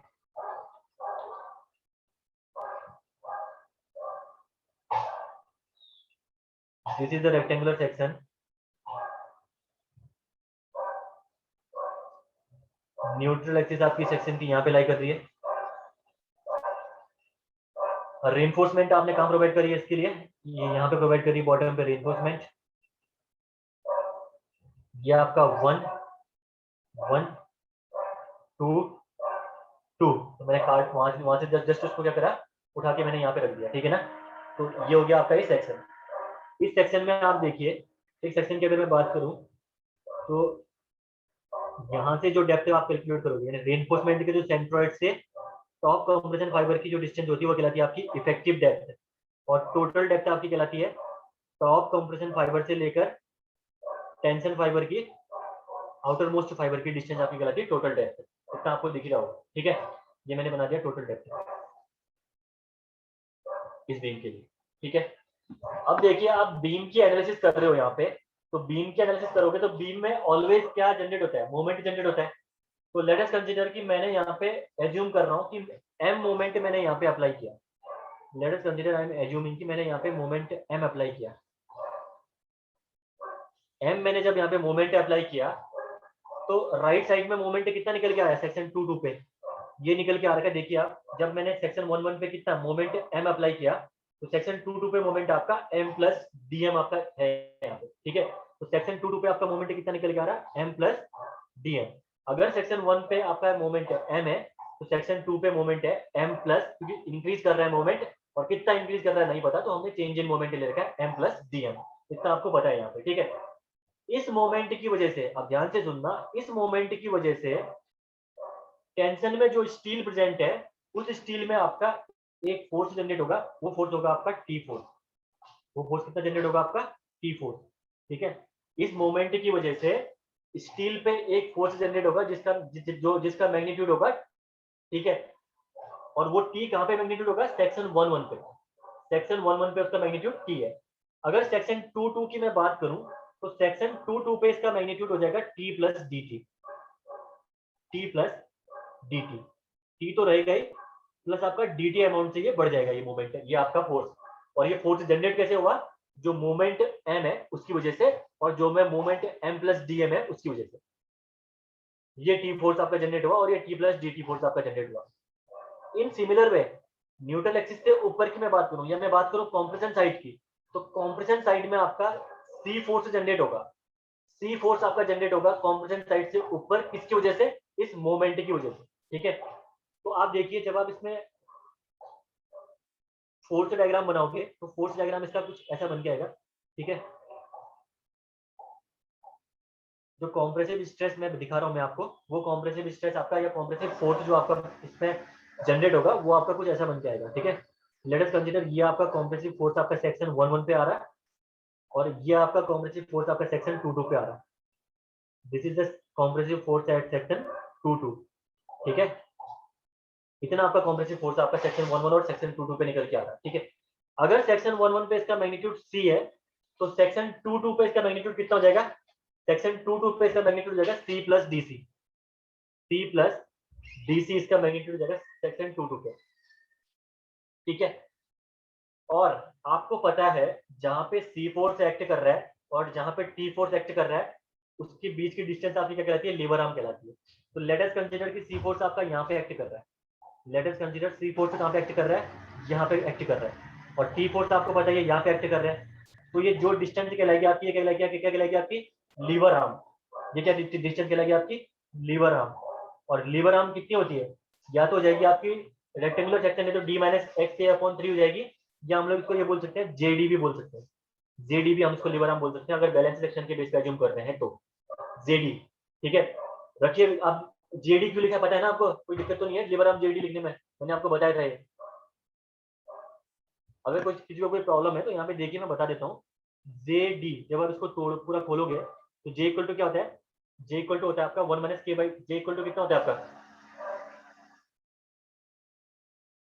जे इक्वल टू कितना होता है 1 माइनस के बाई 3।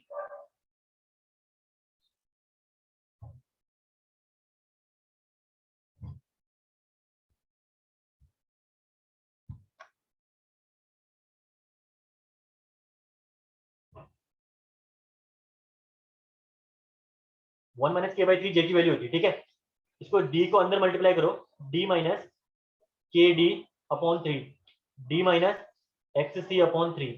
तो जो न्यूट्रल एक्सिस आपकी है D minus X C upon 3 को, उसको मैंने जे डी के फॉर्म में लिख दिया। तो लीवर आर्म यहाँ पे क्या है, जे इंटू डी है जस्ट, ठीक है ना। तो जे डी लीवर आर्म लिखूं या D minus X C upon 3 लिखूं? जहां पे भी आपको बैलेंस सेक्शन के लिए कभी क्वेश्चन गिवन है, तो बैलेंस सेक्शन में आप लीवर आर्म या तो जेडी से भी निकाल सकते हो या D minus X C upon 3 से भी निकाल सकते हो। आपका आंसर सेम आएगा, गलत नहीं आएगा। आपका आंसर सेम आएगा, आंसर गलत नहीं आएगा। ठीक है, तो लीवर आर्म मैंने जेडी लिखा है, तो यहाँ पे कंफ्यूज होता है कि जेडी सर ये आ कहां से गया। ठीक है, तो अभी तक हमने क्या करा, पहले हमने क्या करा, सेक्शन 1 1 और सेक्शन 2 2 को हमने यहाँ पे सेपरेट लिखा, और सेक्शन 1 1 और 2 2 करने के बाद यहाँ पे एम मोमेंट अप्लाई किया। तो एम मोमेंट अप्लाई करने के बाद आपके 2 2 पे आपका M plus D M moment मिल गया आपको। ठीक है, और इस एम मोमेंट की वजह से जो टेंशन में स्टील है, वहां पे आपका टी फोर्स आपका सेक्शन 1 1 में जनरेट हो रहा है, और सेक्शन 2 2 पे आपका T plus D T force generate हो रहा है। और सिमिलरली इस एम मोमेंट की वजह से जो कॉम्प्रेशन में आपका कंक्रीट है, वहां पे आपका सी फोर्स सेक्शन 1 1 में जनरेट हो रहा है, और सेक्शन 2 2 पे आपका सी प्लस डी सी आपका फोर्स जनरेट हो रहा है सेक्शन सेक्शन 2 2 पे। ठीक है, इतना आपको दिख रहा है, अभी तक हमने इतना काम कर रखा है यहाँ पे। ठीक है, तो अगर मैं बात करूं मोमेंट की, अगर मैं बात करूं मोमेंट की, तो मोमेंट होता क्या है, मैं टेंशन साइड से ले रहा हूं ओनली। मोमेंट की अगर मैं बात करूं, जस्ट मोमेंट निकालो बोलूं, तो मोमेंट कैसे निकालोगे आप? फोर्स इंटू परपेंडिकुलर डिस्टेंस है। मोमेंट की वैल्यू क्या होती है? Force into perpendicular distance, perpendicular value. तो फोर्स कितना है आपका? फोर्स आपका मैं टेंशन साइड से ले रहा हूँ, टी इंटू परपेंडिकुलर डिस्टेंस कितनी है? परपेंडिकुलर डिस्टेंस है आपकी लीवर आर्म जे डी। ठीक है, टी इंटू जे डी, ये आपका निकल गया फोर्स आपका एक साइड से, कहां से?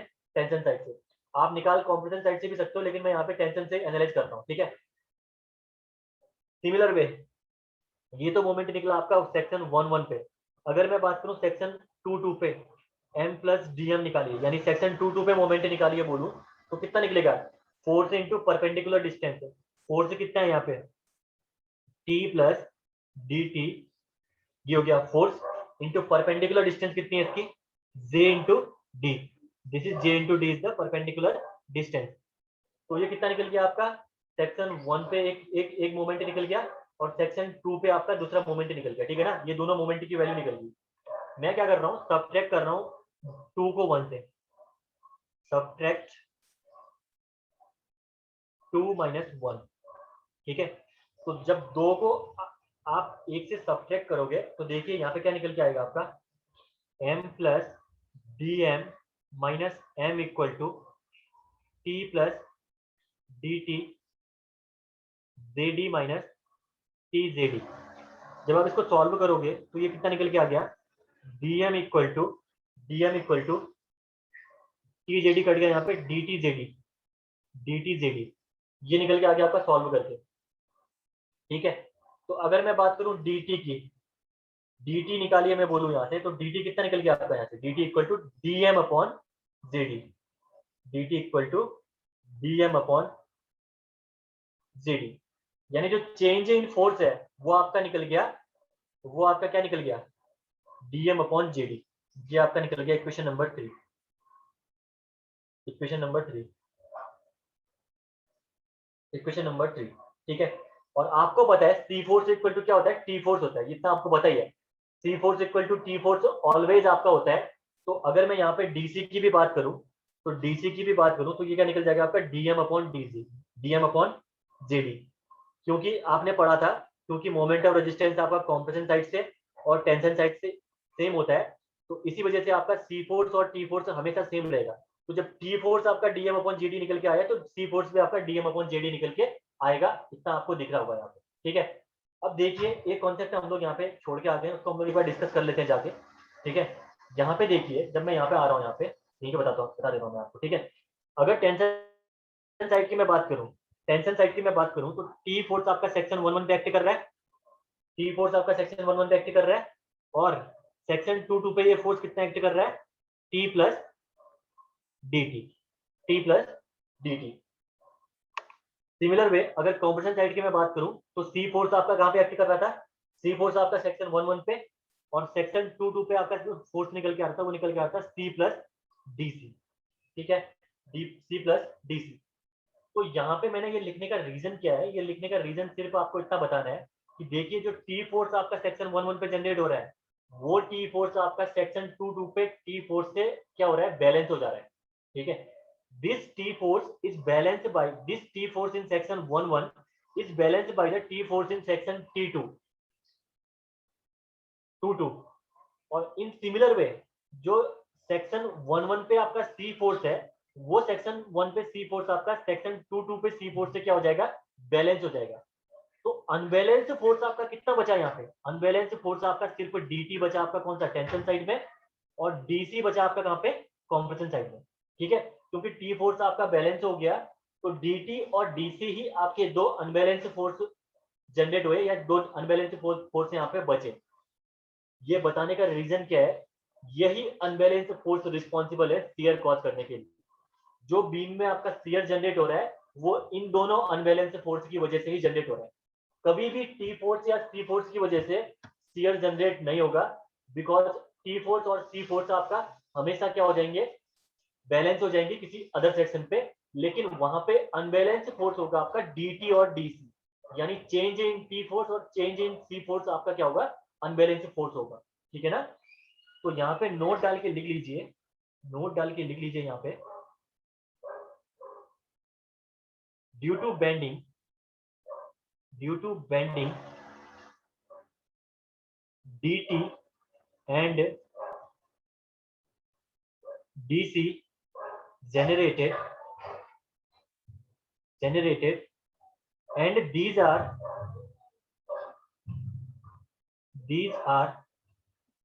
unbalanced force, unbalanced forces causes shear, causes shear। तो शियर के लिए हमेशा जो रिस्पॉन्सिबल रहेंगे वो रहेंगे आपके dt फोर्स और dc फोर्स। ठीक है, टी फोर्स या सी फोर्स से कभी जनरेट नहीं होगा, ये मैंने बता दिया। ठीक है ना, इतना आपको बता दिया, ये कॉन्सेप्ट ध्यान रखना। अगला बढ़ते हैं हम लोग यहाँ से। ठीक है, हमने यहाँ से क्या करा, मोमेंट निकाल लिया दोनों साइड से। मोमेंट निकालने के बाद हमारी इक्वेशन बन के आ गई। इक्वेशन आपकी क्या बनी, D T equal to D M upon J D, क्योंकि आपको पता है C force equal to T force, तो आपका डी सी इक्वल टू भी D M upon G D होगा। इतना आपको पता चल ही रहा है। ठीक है, उसके बाद हमको करना क्या है, उसके बाद हमको देखिए जो एनालिसिस करनी है, एनालिसिस आपको कहाँ की करनी है, एनालिसिस आपको करनी है जो सेक्शन आपका जहाँ पे रेनफोर्समेंट भी प्रेजेंट है और जहाँ पे आपका कॉन्क्रीट भी प्रेजेंट है, उसकी हमें एनालिसिस करनी है। इतना तो आपको पता है ना। तो उसकी एनालिसिस करने के लिए वहां पे शियर फोर्स निकालने के लिए मैं क्या कर रहा हूँ, एक सेक्शन इसी बीम में और कंसीडर कर रहा हूँ। मैं कहाँ पे कंसीडर कर रहा हूँ, सेक्शन आपका एक्स एक्सिस सेक्शन में कंसीडर कर रहा हूँ, न्यूट्रल एक्सिस से नीचे, न्यूट्रल एक्सिस से के बिलो मैं यहाँ पे एक्स एक्सिस सेक्शन कंसीडर कर रहा हूँ, एक्स एक्सिस मैं सेक्शन कंसीडर कर रहा हूँ। और ये सेक्शन आपका ये इस फॉर्म में आएगा देखिए, और इसको मैं यहाँ से पूरा का पूरा क्या करूंगा, यहाँ से उठा के मैं वहां पे ड्रॉ कर दूंगा। ठीक है, जो सेक्शन एक्स एक्स से है उससे नीचे का पोर्शन मैं पूरा उठा के वहां पे ड्रॉ कर देता हूँ। ठीक है,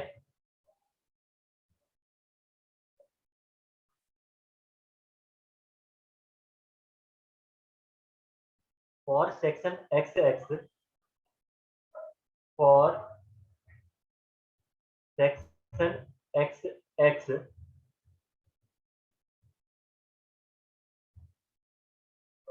फॉर सेक्शन एक्स एक्स, अगर डायग्राम में बनाऊं इसका, तो डायग्राम देखिए इसका, इसका जब मैं डायग्राम बनाऊंगा यहाँ पे तो कैसे बनेगा डायग्राम, देखिए ये सेक्शन में कंसीडर कर रहा हूँ। ठीक है,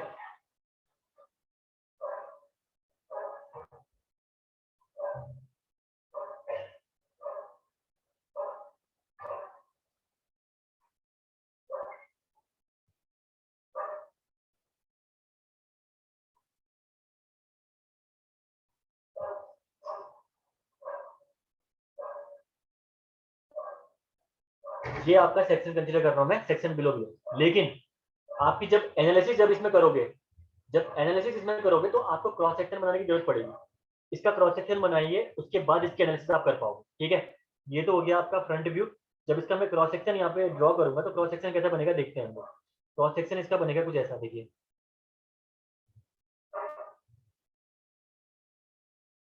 क्रॉस सेक्शन आपका ये बन के आ रहा है, देखिए आप, ये हो गया।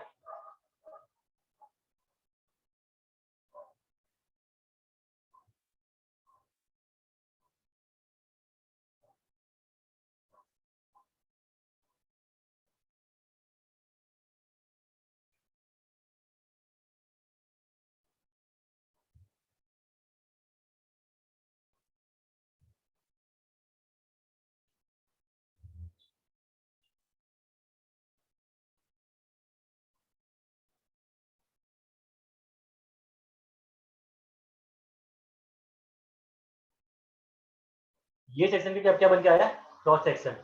और जब आप इसका रेनफोर्समेंट को इस क्रॉस सेक्शन से देखोगे तो देखिए आप यहाँ पे रेनफोर्समेंट प्रेजेंट है, यहाँ पे रेनफोर्समेंट प्रेजेंट है। और ये टॉप वाला सेक्शन है, मैं इसको हैच कर देता हूँ। रेड वाले पोर्शन में आपके रेनफोर्समेंट प्रेजेंट है और साथ में कॉन्क्रीट भी प्रेजेंट है इस वाले पोर्शन में। और जो टॉप वाला पोर्शन है, टॉप वाले पोर्शन में सिर्फ और सिर्फ कॉन्क्रीट प्रेजेंट है। टॉप वाले पोर्शन में सिर्फ और सिर्फ क्या प्रेजेंट है, कॉन्क्रीट प्रेजेंट है। ठीक है, ये सेक्शन मैंने इसका क्रॉस सेक्शन बना रखा है मैंने इसका, ठीक है, क्रॉस सेक्शन इसका बना रखा है। यहाँ पे क्रॉस सेक्शन इसका कुछ ऐसा बन के आएगा, ये ध्यान रखना, क्रॉस सेक्शन आपका कुछ ऐसा बन के आएगा यहाँ पे क्रॉस सेक्शन। अगर डायमेंशन की मैं बात करूं तो डायमेंशन देखिए, ये इसकी विड्थ है, ये इसकी विड्थ है, और जो ये लेंथ होगी इसकी, ठीक है, जिसके लिए हमें एनालाइज करना है, ये लेंथ आपकी होगी। आप देखिए यहाँ पे लेंथ कितनी रखनी है हमें, लेंथ देखिए ये db है, तो ये चेंज इन लेंथ 1 और 2 के बीच में जो चेंज इन लेंथ है, टोटल लेंथ अगर l है, टोटल लेंथ अगर l है, तो यहाँ पे मैं चेंज इन लेंथ जो हो रही है यहाँ पे dx में चेंज इन लेंथ ले रहा हूँ। जो क्रॉस सेक्शन आपने कंसीडर कर रखा है उसका उसका जो चेंज इन लेंथ में ले रहा हूँ 1 से 2 में जाने में dx, हमें पता नहीं कितनी है, चेंज इन लेंथ में यहाँ पे ले रहा हूँ dx। ठीक है, ये आपकी लेंथ है dx, dx is the length. ठीक है, अब देखिए एक चीज आप लोग यहाँ पे, ये हमने बना दिया क्रॉस सेक्शन, जो मैंने यहाँ पे सामने डायग्राम बना रखा है उसका क्रॉस सेक्शन यहाँ पे मैंने आपको बना दिया। आपको शियर स्ट्रेस कौन से सेक्शन में कैलकुलेट करना है, शियर स्ट्रेस आपको कैलकुलेट करना है जहां पे आरसीसी भी हो, कंक्रीट भी हो। यानी जो रेड से मैंने हैच कर रखा है यहाँ पे सेक्शन, जो पोर्शन मैंने रेड से हैच कर रखा है उस वाले पोर्शन में आपको एक्चुअल में शियर स्ट्रेस कैलकुलेट करना है। ठीक है, लेकिन आपको पता है वहां पर रेनफोर्समेंट भी है, कंक्रीट भी प्रेजेंट है, तो आसान हमारे लिए चीजें नहीं रहने वाली है। वहां पे शियर आपको क्या क्या क्या कैलकुलेट करना, शियर स्ट्रेस कैलकुलेट करना। तो यहाँ पे एक सोम का बहुत ही इंपॉर्टेंट कॉन्सेप्ट काम आ जाता है, वो कहलाता है आपका कॉम्प्लीमेंट्री शियर स्ट्रेस कॉन्सेप्ट। वो कॉन्सेप्ट क्या कहलाता है, कॉम्प्लीमेंट्री शियर स्ट्रेस कॉन्सेप्ट। यानी ये कॉन्सेप्ट कहता क्या है, पहले ये देख लेते हैं। ये क्या कहता है, अगर कोई बीम है आपकी, अगर कोई बीम है, ये सोम का कॉन्सेप्ट है, अगर कोई रेक्टेंगुलर या कोई भी बीम है, उस बीम में, ठीक है, उस बीम में क्या होता है आपका, दोनों प्लेन में अगर कोई बीम है और वो आपके प्लेन आपस में परपेंडिकुलर है, यानी देखिए ये आपके कौन से, एक्स एक्सिस और वाई एक्सिस दोनों क्या है, परपेंडिकुलर है, आपको दिख रहा होगा इस बीम में। तो कभी भी कोई केस ऐसा आता है जिसमें कि प्लेन आपस में परपेंडिकुलर हो, तो वहां पे जब आप एक प्लेन में शियर स्ट्रेस कैलकुलेट करोगे तो वो क्या होगा, दूसरे वाले प्लेन में शियर स्ट्रेस के इक्वल रहेगा। ठीक है, अगर आपने एक प्लेन में शियर स्ट्रेस कैलकुलेट कर लिया तो सेकेंड वाले आपका प्लेन में शियर स्ट्रेस कैलकुलेट करने की जरूरत नहीं पड़ेगी, वहां पे आपका शियर स्ट्रेस इक्वल रहेगा। ठीक है, ये कॉन्सेप्ट कहलाता है आपका complementary shear stress concept, complementary shear stress, shear stress concept. यानी अगर प्लेन आपके परपेंडिकुलर है, तो अगर एक प्लेन में अगर आपने शियर स्ट्रेस कैलकुलेट कर लिया तो अगले प्लेन में आपके शियर स्ट्रेस सेम रहेगा, आपको कैलकुलेट करने की जरूरत नहीं पड़ेगी। यही कॉन्सेप्ट हम यहाँ पे लगाएंगे, जिससे कि हमारा क्या हो जाएगा, इजी हो जाएगा। ठीक है, हम क्या करेंगे यहाँ पे देखिए, हम यहाँ पे क्या करेंगे, जो कॉन्क्रीट वाला सेक्शन है, जो ब्लैक से मैंने हैच कर रखा है जिसको, उसमें जो शियर स्ट्रेस जनरेट हो रहे हैं, उसमें जो शियर स्ट्रेस जनरेट हो रहे हैं हम वो कैलकुलेट कर लेंगे। लेट अस कि उसमें शियर स्ट्रेस आपके क्यू नॉट जनरेट हो रहे हैं, Q naught are the shear stress generated in the plane of the, जिसमें कंक्रीट आपकी प्रेजेंट है।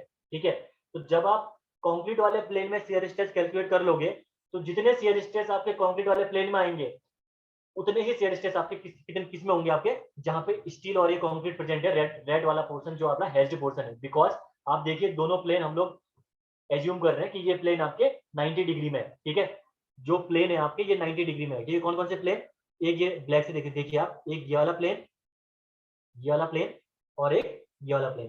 ठीक है, तो ये दोनों प्लेन आपके 90 डिग्री में है, ये हम एज्यूम कर रहे हैं।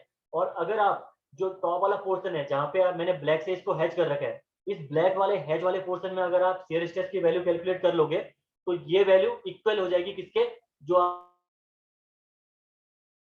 प्रेजेंट है। ठीक है ना, तो आपको रेड वाले पोर्शन में अलग से कैलकुलेट करने की जरूरत नहीं है। वहां पे देखिए रेनफोर्समेंट भी प्रेजेंट है, जब रेनफोर्समेंट प्रेजेंट होगी तो हमें वहां पे शियर स्ट्रेस कैलकुलेट करने में काफी डिफिकल्टी आएगी।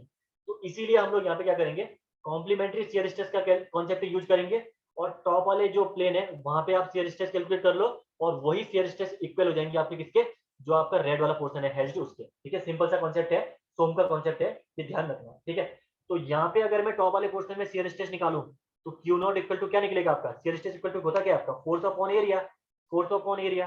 ठीक है, शियर स्ट्रेस इक्वल टू होता क्या है, फोर्स अपॉन एरिया तो होता है। फोर्स कौन सा, responsible force, responsible force, responsible force, responsible force मतलब the force which is causing the shear stress Q not. ठीक है ना, responsible force which is causing the shear stress Q not. ठीक है, and this is the area.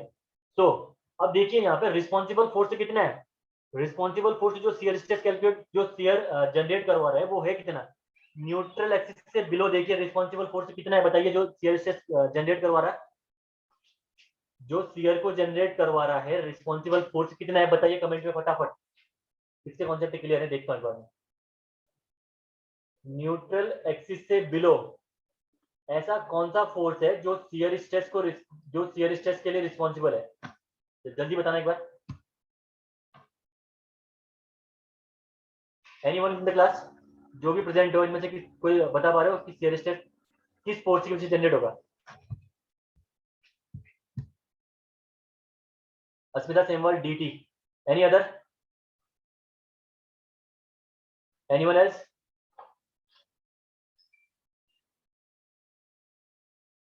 मतलब एक ही concept clear हो रहा है, आप लोग पढ़ नहीं रहे हो। तो देखिए रिस्पॉन्सिबल फोर्स न्यूट्रल एक्सिस से नीचे आपका dt फोर्स ही है सिर्फ। वेरी गुड अस्मिता सेमवाल, ठीक है, dt फोर्स ही आपका रिस्पॉन्सिबल फोर्स है जिसकी वजह से आपका स्फीयर जनरेट होगा। यहाँ मैंने बताया था ना, मैंने देखिए एक तो dt फोर्स रिस्पॉन्सिबल है, एक dc फोर्स रिस्पॉन्सिबल है। dc फोर्स क्या है, न्यूट्रल एक्सिस से ऊपर, और dt फोर्स क्या है, न्यूट्रल एक्सिस से बिलो। हमने सेक्शन एक्स एक्स कहाँ कंसीडर कर रखा है, न्यूट्रल एक्सिस से नीचे। ये आपको दिख रहा होगा ना, न्यूट्रल एक्सिस यहाँ पे है, न्यूट्रल एक्सिस से नीचे हमने क्या कर रखा है, सेक्शन एक्स एक्स कंसीडर कर रखा है। तो dt फोर्स आपका रिस्पॉन्सिबल फोर्स होगा जो कि शियर को क्या करेगा, जनरेट करेगा। ठीक है ना, तो मैं कर दूं यहाँ पे, कर दूं मैं, फोर्स क्या हो जाएगा आपका dt अपॉन एरिया, क्या हो जाएगा आपका, एरिया हो जाएगा आपका b into D X, rectangular section ही है तो b इंटू डी एक्स, और ये b इंटू डी एक्स क्या आपका शेडेड एरिया, शेडेड एरिया। कौन सा shaded area, black shaded area है, ठीक है ना, black shaded area b into D X. तो क्यू नॉट की वैल्यू आपकी, शियर स्ट्रेस की वैल्यू क्या निकल के आ गई यहाँ पे, D T into B D X. और ये क्यू नॉट आपका जहाँ पे रेनफोर्समेंट प्रेजेंट है वहां पे भी सेम रहेगा। ठीक है, और हमें वहीं पे तो क्यू नॉट की वैल्यू चाहिए, शियर स्ट्रेस हमें कहाँ पे चाहिए, वहीं पे चाहिए हमें। ठीक है, तो देखिए dt आपने क्या निकाल रखा है, dm अपॉन जेडी, ऊपर फ्रॉम इक्वेशन 3, इक्वेशन 3 में आपको दिख रहा होगा dt इक्वल टू क्या निकाल रखा है, dm अपॉन जेडी। इसको आप पुट करिए यहाँ पे, पुट करिए यहाँ पे, फ्रॉम इक्वेशन 3, फ्रॉम इक्वेशन 3। ठीक है, आप क्या करोगे, क्यू नॉट इक्वल टू क्या होगा, आप dt की जगह रख दो dm upon JD, dm upon JD into B D X, B D X. ठीक है, ये रख दो। ये देखिए आप, जो यहाँ पे आपका dm अपॉन dx होता है, change in bending moment with respect to the distance is nothing but the shear force. सोम, अगेन सोम का कॉन्सेप्ट है, अगेन सोम का कॉन्सेप्ट है। आप देखिए वहां पे आपने पढ़ा होगा ई आई वाई इक्वल टू क्या होता है, ई आई, sorry,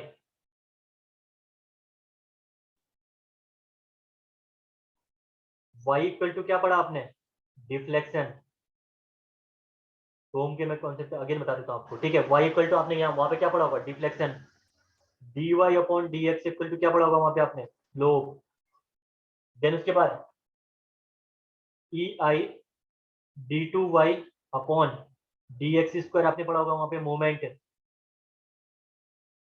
E I D cube Y upon D X cube आपने क्या पढ़ा होगा वहां पे, सीयर। और ई आई डी की power 4 Y upon D X की पावर 4 आपने क्या पढ़ा होगा, लोड। ये आपने सोम में ये सारे कॉन्सेप्ट वहां पे पढ़ते हैं। अब जिसने पढ़े पढ़े, जिसने नहीं पढ़े मैंने बता दिया। जब वाई होता है तो आप वाई को किससे रिप्रेजेंट करते हो, डिफ्लेक्शन से। वाई को जब आप एक बार डिफ्रेंशिएट करोगे तो क्या निकल जाएगा आपका, slope. Similar way E I D two Y को, D two Y upon D X square को आप रिप्रेजेंट करते हो मोमेंट से। और जब मोमेंट को एक बार डिफ्रेंशिएट करोगे तो क्या निकल के आता है आपका, सीयर। सीयर, ठीक है, यहाँ पे सीयर क्या है, वी, देखिए जो सीयर है। तो जब मोमेंट को एक बार डिफ्रेंशिएट किया आपने तो सीयर निकल के आया, सीयर को एक बार डिफ्रेंशिएट करोगे तो लोडिंग डब्ल्यू निकल के आएगी। ठीक है ना, ये एम। ठीक है, ये चीजें आप कॉन्सेप्ट कहाँ पे पढ़ते हो, सोम में ये कॉन्सेप्ट आप वहां पे पढ़ते हो। ठीक है, तो आपके कॉन्सेप्ट क्लियर होने चाहिए, अगर नहीं है तो यहाँ पे मैंने बता दिया आपको। ठीक है, तो यहाँ पे देखिए change in bending moment with respect to length, यानी आपने क्या कर रखा है, जो मोमेंट है उसको डिफ्रेंशिएट किया एक बार। तो जब मोमेंट को एक बार आप डिफ्रेंशिएट करोगे, देखिए मोमेंट ये है, मोमेंट को एक बार डिफरेंशिएट किया तो आपने क्या निकला, शियर। तो और शियर को एक बार डिफरेंशिएट करोगे क्या निकलेगा, loading. Objective perspective very very important है, एग्जाम में पूछ देगा सीधे DV upon D X equal to what, और वहां पे आपके DV upon D X equal to what करके दे देगा एग्जाम में, और ऑप्शन डाल देगा, ठीक है, कि लोडिंग, मोमेंट, स्लोप, डिफ्लेक्शन। तो DV upon D X equal to आप देखिए जब शियर फोर्स को एक बार डिफरेंशिएट करोगे तो क्या निकलेगा आपका, लोड। ठीक है, ध्यान रखना, ये चीज इंपॉर्टेंट है। तो यहाँ पे मैंने इसलिए करा भी दिया साइड में, ठीक है ना। तो देखिए जब आपने बेंडिंग मोमेंट को एक बार जब आपने डिफरेंशिएट किया तो क्या निकल के आया आपका, शियर फोर्स। तो क्यू नॉट इक्वल टू हो गया आपका V upon D J D. ये आपका निकल के आ गया नॉन होमोजीनियस सेक्शन के लिए, नॉन होमोजीनियस सेक्शन के लिए शियर स्ट्रेस का formula, V upon BJD upon V upon BJD. ये निकल के आ गया आपका नॉन होमोजीनियस सेक्शन के लिए, यानी जहां पे आपने स्टील रेइनफोर्समेंट यूज कर रखी है और कंक्रीट भी यूज कर रखा है, उसके लिए आपका शियर स्ट्रेस का फॉर्मूला आपका ये निकल के आ गया। और आरसीसी में आपका यही फॉर्मूला यूज होने वाला है, और ये फॉर्मूला है आपका डब्ल्यूएसएम के लिए। ये जो फॉर्मूला लिखा है हमने डब्ल्यूएसएम के लिए, अगर एलएसएम की मैं बात करूं, क्यू नॉट की मैं बात करूं, तो ये निकल के आ गया आपका V U upon B J D. यानी जो वी ले रखा है आपने, वो वी आप लोगे, वो वी आप लोगे, क्या लोगे, अल्टीमेट के फॉर्म में या फैक्टर्ड के फॉर्म में, ठीक है। तो ये निकल गया आपका एलएसएम का फॉर्म, ये निकल गया आपका डब्ल्यूएसएम का, ये निकल गया आपका एलएसएम का। Where where V U equal to factored load, where V U equal to factored load, ठीक है। जहां पे वी यू आपका क्या है, यहाँ पे आपका फैक्टर्ड लोडिंग है वी, ठीक है। और जो ये फॉर्मूला आपका निकल के आ रखा है यहाँ पे, ये आपका क्यू मैक्स का फॉर्मूला निकल के आ रहा है। This is the formula for Q max, this is the formula for qmax which we have been calculated through the our analysis, ठीक है। तो नॉन होमोजीनियस सेक्शन और होमोजीनियस सेक्शन दोनों के लिए मैंने फॉर्मूला कैलकुलेट करके आपको बता दिया। होमोजीनियस सेक्शन का फॉर्मूला आपको रटने की जरूरत नहीं है, आप सिर्फ वहां पे ये कॉन्सेप्ट याद रखना कि जो सेक्शन है आपका, जो सेक्शन है आपका उसके टॉप में, बॉटम पे और न्यूट्रल एक्सिस पे कितने आपके शियर की वैल्यू रहने वाली है, ये आप याद रखना। सिमिलर वे एवरेज का यूज क्या है वो ध्यान रखना आप लोग, एवरेज हमने क्यों यूज कर रखा है, ताकि हम हमारी एनालिसिस क्या हो, इजी हो वहां पे, ठीक है ना। एवरेज हमने क्यों यूज कर रखा है, क्यू एवरेज का, हमारी एनालिसिस वहां पे क्या हो, इजी हो, ठीक है। देन उसके बाद देखिए, उसके बाद देखिए जो नॉन होमोजेनियस सेक्शन है, इसकी आपको एनालिसिस ध्यान रखनी है, कैसे हमने ये चीजें निकाली है। ये कॉन्सेप्ट आपका कहीं पे भी यूज हो सकते हैं, इनकी एनालिसिस आपको ध्यान रखनी है इसके बेस पे। तो यहाँ पे देखिए आप, जो नॉन होमोजीनियस सेक्शन है, नॉन होमोजीनियस सेक्शन के लिए हमने ये एनालिसिस यहाँ पे पढ़ी है। इस एनालिसिस के बेस पे हमने जो शियर स्ट्रेस डायग्राम हमने निकाला, जो शियर स्ट्रेस हमने कैलकुलेट करा, वो शियर स्ट्रेस आपका कितना निकल गया, V upon B J D. ये आपका निकल गया V U upon B J D, this is the Q max which we have been calculated through our analysis, ठीक है ना। अब बात आती है यहाँ पे नॉन होमोजीनियस सेक्शन के लिए शियर स्ट्रेस डायग्राम बनता कैसा है, ठीक है। होमोजीनियस सेक्शन के लिए तो आपने पढ़ लिया है, पूरा डायग्राम क्या बनता है, पैराबोलिक डायग्राम बनता है। लेकिन अगर नॉन होमोजीनियस सेक्शन की मैं बात करूं तो उसके लिए हमारा डायग्राम क्या बनता है, हम लोग यहाँ पे देखते हैं, ठीक है। अकॉर्डिंग टू IS 456 2000 से मैंने ये चीज ले रहा हूँ, वहां पे उन्होंने ये डायग्राम आपके एनालिसिस से बना रखा है, data different depending upon the different data. बस हमें यहाँ पे कॉन्सेप्ट डिस्कस करने हैं उसके, ठीक है। तो जब शियर स्ट्रेस डायग्राम जब नॉन होमोजीनियस सेक्शन के लिए आप बनाओगे, ठीक है, नॉन होमोजीनियस सेक्शन के लिए जब शियर स्ट्रेस डायग्राम बनाओगे तो आपका क्या निकल के आने वाला देखते हैं।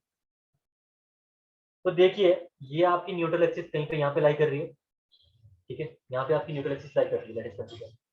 तो जब इसका आप stress shear stress diagram calculate करोगे तो शियर स्ट्रेस डायग्राम का क्या बन के आएगा, पैराबोलिक शियर स्ट्रेस डायग्राम बन के आएगा आपका, कहां तक, पैराबोलिक शियर स्ट्रेस डायग्राम बन के आएगा कहां तक, न्यूट्रल एक्सिस तक। न्यूट्रल एक्सिस तक पैराबोलिक शियर स्ट्रेस डायग्राम बन के आएगा, ठीक है, क्योंकि यहाँ पे तक आपको पता ही है कंक्रीट ही कंक्रीट है। तो न्यूट्रल एक्सिस से ऊपर आपका सेक्शन क्या है, होमोजीनियस सेक्शन है सिर्फ और सिर्फ। न्यूट्रल एक्सिस से ऊपर सेक्शन क्या आपका, होमोजीनियस सेक्शन, वहां पे सिर्फ और सिर्फ कंक्रीट प्रेजेंट है। तो यहाँ पे आपका सेम शियर स्ट्रेस डायग्राम बन के आएगा, पैराबोलिक शियर स्ट्रेस डायग्राम जैसा आपका कहां बन के आया था, होमोजीनियस सेक्शन के लिए।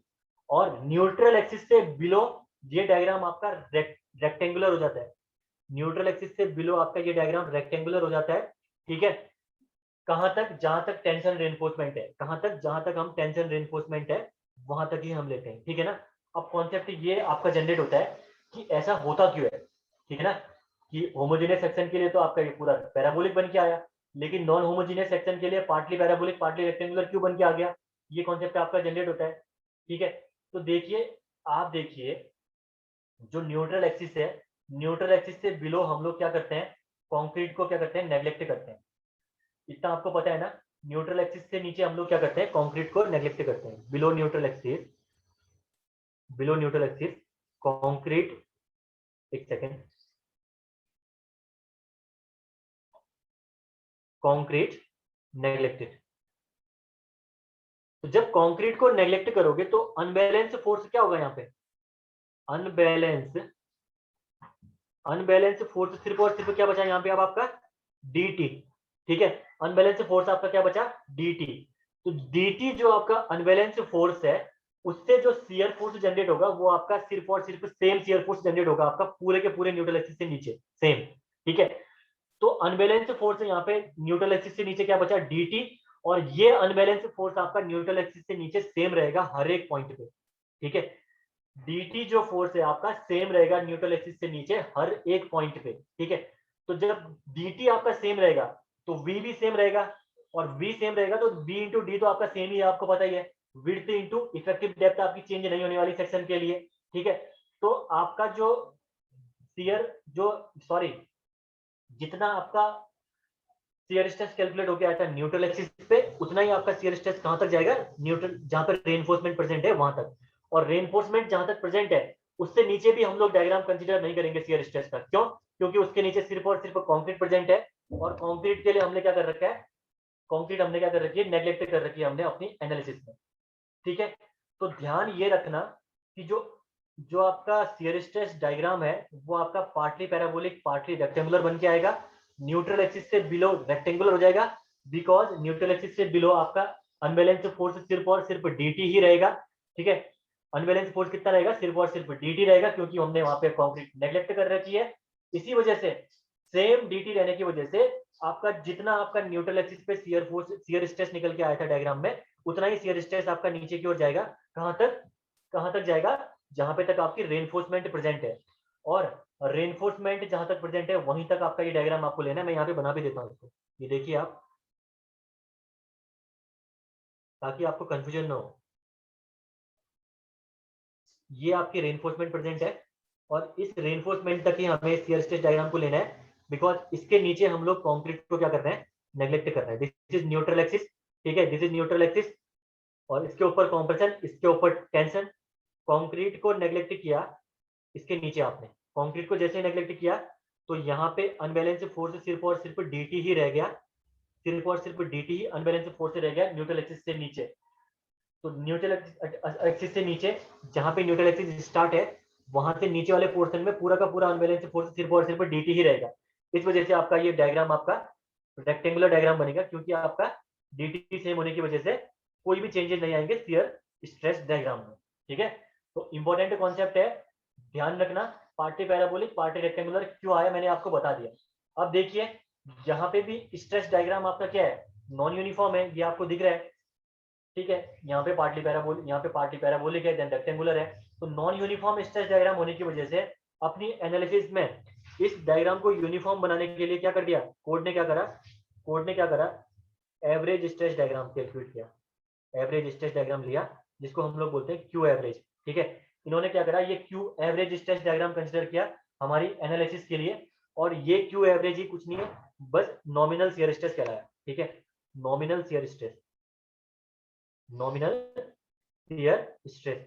तो कहीं पे भी अगर नॉमिनल शियर स्ट्रेस अगर आ गया तो वो कुछ नहीं है, वो आपका क्यू एवरेज ही है, वो एवरेज शियर स्ट्रेस है जो उन्होंने कंसीडर कर रखा है हमारी डिजाइनिंग के लिए। और as per IS 456, as per IS 456 2000 Q average equal to, Q average equal to V upon, या आप बोल सकते हो VU अपॉन BD, या हो गया आपका VU upon BD, V upon BD या VU अपॉन BD, ठीक है। यहाँ पे इन्होंने क्या करा, IS कोड ने क्या करा, J जो वैल्यू थी उसको नेग्लेक्ट कर दिया, ठीक है, और जब जे की वैल्यू नेग्लेक्ट कर दी तो उससे जो आपका शियर स्ट्रेस निकला उसको उन्होंने बोला क्यू एवरेज। ठीक है, this is the formula given by the IS code. जब क्यू मैक्स आपका कितना निकल के आया, क्यू मैक्स आपका निकल के आया V U upon B J D. ठीक है, जे की वैल्यू कितनी होती है, जे की वैल्यू आपको बताइए, हमेशा जे की वैल्यू 0.8 से लेकर 0.9 के आसपास रहती है जे की वैल्यू। यानी अगर आप जे की वैल्यू यहाँ पे रखते हो तो हमेशा, अगर जे की वैल्यू नहीं होगी तो क्या इफेक्ट पड़ेगा, क्यू नॉट की वैल्यू रिड्यूस करेगी, इतना आपको पता है ना। अगर जे की वैल्यू 0.8 यहाँ पे प्रेजेंट है तो क्यू नॉट क्या करेगा, इंक्रीज करेगा, है ना, क्योंकि डिवाइड में 0.8 रखोगे तो वैल्यू क्या करेगी, इंक्रीज करेगी। अगर जे हमने डिवाइड से कोई 0.8 या 0.9 की वैल्यू हमने हटा दी, जे की वैल्यू हमने 0.8 0.9 होती है, हमने जे की वैल्यू हटा दी, तो इसका मतलब क्या है, क्यू नॉट की वैल्यू आपकी रिड्यूस करेगी। तो जो रिडक्शन से जो वैल्यू मिली उसको आईएस कोड ने बोला ये कुछ नहीं है हमारी, ये आपकी क्या है, एवरेज स्ट्रेस है जो हम अपनी डिजाइनिंग में यूज करेंगे, और ये एवरेज स्ट्रेस ही हमारी नॉमिनल शियर स्ट्रेस कहलाएगी। तो कहीं पे भी एवरेज स्ट्रेस या नॉमिनल शियर स्ट्रेस कभी भी कैलकुलेट करोगे तो वी अपॉन बी डी या V U upon B D से ये आपकी कैलकुलेट होगी, ये आप ध्यान रखना। ठीक है, और जो ये क्यू एवरेज हम एनालिसिस में ले रहे हैं इसका मतलब क्या है, इसका मतलब क्या है, इसका मतलब ये है कि at each and every point the shear stress is uniform, either it is vertical और इट इज हॉरिजॉन्टल। तो हम अपनी एनालिसिस के लिए जो हम कंसीडर करके चलते हैं वो क्या क्या लेके चलते हैं, at each and every point, at each and every point vertical and horizontal shear stress, horizontal shear stress value are same। Actual में नहीं है ये, ईच एंड एवरी पॉइंट आपका ये एक्चुअल में नहीं है, पार्टली पैराबोलिक पार्टली रेक्टेंगुलर बन रहा है, लेकिन हम यहाँ पे एज्यूम कर रहे हैं, हम यहाँ पे इस डायग्राम को ऐसा बना रहे हैं कि ईच एंड एवरी पॉइंट जो हॉरिजॉन्टल या वर्टिकल शियर स्ट्रेस है वो आपका सेम रहेगा। ठीक है, ये कैसे बनाया हमने, ये आप देखिए, मैंने ये रेड वाला डायग्राम यहाँ पे आपको बना के दे रखा है, जो हम एवरेज यहाँ पे शियर स्ट्रेस ले रहे हैं। ठीक है, इससे मैंने बना रखा है, तो अब आप देखिए जो शियर स्ट्रेस की वैल्यू है वो हर पॉइंट में आपकी सेम रहेगी, यहाँ पे आपको दिख रहा होगा। ठीक है ना, जो शियर स्ट्रेस की वैल्यू है ये हर एक पॉइंट पे सेम रहेगी, यहाँ पे देखिए आप, हर एक पॉइंट में ये वैल्यू सेम रहने वाली है इसके बाद।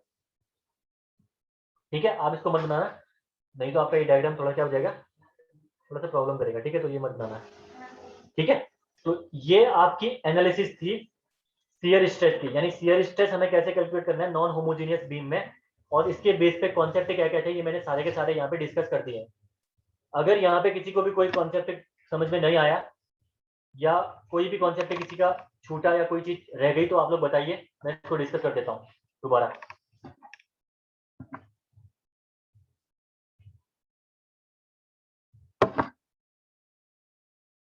दिस अनबैलेंस फोर्स आप यहाँ पे ये भी लिख दीजिए, same below, same at every point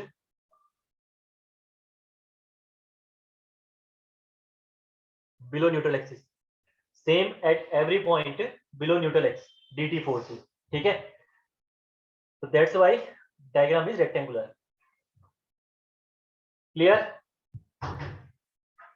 yes या नो, यहाँ पे तक क्लियर, यस या नो बताइए फटाफट। थोड़ी सी चीजें कॉम्प्लिकेटेड है, मैंने आराम से कोशिश करी कि समझाऊं आपको, अगर क्लियर हो गई तो बता दीजिए आप लोग चीजें। ओके, अस्मिता को क्लियर होगी, हिमांशु उनियाल को भी क्लियर होगी, ठीक है, गुड, औरों को भी क्लियर होगी होंगी, ठीक है ना। अगर नहीं हुई तो आप बता देना, ठीक है ना, नहीं हुई तो नो करके आप बता देना, मैं दोबारा बता दूंगा आपको ये चीजें। ठीक है, तो ये आपका शियर स्ट्रेस कैलकुलेशन पूरा हो गया। ठीक है, यहाँ पे तक शियर स्ट्रेस हमने पढ़ लिया, इसकी स्क्रीनशॉट ले लीजिए आप लोग, स्क्रीनशॉट ले लीजिए। तो पहला आपका देखिए यहाँ पे नॉन होमोजीनियस बीम है, नॉन होमोजीनियस बीम में मैंने ये डायग्राम्स बना दिए हैं इसके, पहला पेज। अगला पेज का ले लीजिए आप इसमें स्क्रीनशॉट। यहाँ पे मैंने क्या करा, मोमेंट एम अप्लाई किया, उस मोमेंट एम की वजह से टी फोर्स और सी फोर्स जनरेट हुआ, और उसके बाद जो सेक्शन 2 पे एम प्लस डी एम आपका मोमेंट हो गया, और M plus D M moment की वजह से सी प्लस डी सी और टी प्लस डी टी आपका फोर्स जनरेट हो गया। ठीक है, उसके बाद हमने क्या करा, मोमेंट निकाला, मोमेंट निकालने के बाद आपकी क्या करी, एक इक्वेशन बन के आई, जो इक्वेशन आपकी क्या बनी, D T equal to D M upon J D. तो जब dt इक्वल टू dm अपॉन jd आपकी इक्वेशन बन के आई, तो आपको पता है dt इक्वल टू dc होगा। क्यों? क्योंकि आपका c force equal to t force होता है। ये हमने पढ़ा था, क्योंकि मोमेंट ऑफ रेजिस्टेंस आपका हर एक पोर्शन पे सेम होता है, ठीक है ना। मोमेंट ऑफ रेजिस्टेंस आपका हर एक पोर्शन पे सेम होता है। dm equal to dt jd भी सेम रहेगा, dm equal to dc jd भी सेम रहेगा, ठीक है। तो इसी वजह से हमने क्या करा, ये दोनों को लिख लिया यहाँ पे। उसके बाद फॉर सेक्शन एक्स एक्स हमने क्या करा, न्यूट्रल एक्सिस से नीचे एक सेक्शन कंसीडर किया एक्स एक्स, और उस सेक्शन को हमने यहाँ पे देखिए मैंने यहाँ पे शो कर दिया, एक्स से एक्स आपका ये सेक्शन शो कर दिया। और एक्स एक्स का मैंने जब यहाँ पे क्रॉस सेक्शन यहाँ पे बनाया, तो क्रॉस सेक्शन इसका ये बन के आया। और हमें जो शियर स्ट्रेस की वैल्यू कहाँ पे चाहिए, जहाँ पे कॉन्क्रीट और रेनफोर्समेंट है। तो कॉन्क्रीट और रेनफोर्समेंट कहाँ पे है, कॉन्क्रीट और रेनफोर्समेंट आपकी जो रेड हैश्ड पोर्शन है, और जहाँ पे रेनफोर्समेंट आपको शो कर रखी है मैंने डॉट डॉट से, यहाँ पे है, ठीक है। लेकिन आपको पता है यहाँ पे निकालना डिफिकल्ट होगा, क्योंकि यहाँ पे रेनफोर्समेंट भी प्रेजेंट है, कॉन्क्रीट भी प्रेजेंट है, तो हमें यहाँ पे शियर स्ट्रेस निकालना डिफिकल्ट होगा। तो इसीलिए हमने क्या करा, यहाँ पे कॉम्प्लीमेंट्री शियर स्ट्रेस का कॉन्सेप्ट यूज किया। कॉम्प्लीमेंट्री शियर स्ट्रेस का कॉन्सेप्ट कहता है, जब दो प्लेन आपके 90 डिग्री पे मीट कर रहे हैं, तो एक प्लेन पे जब आप शियर स्ट्रेस निकालोगे तो अगले प्लेन पे वो शियर स्ट्रेस सेम रहेगा।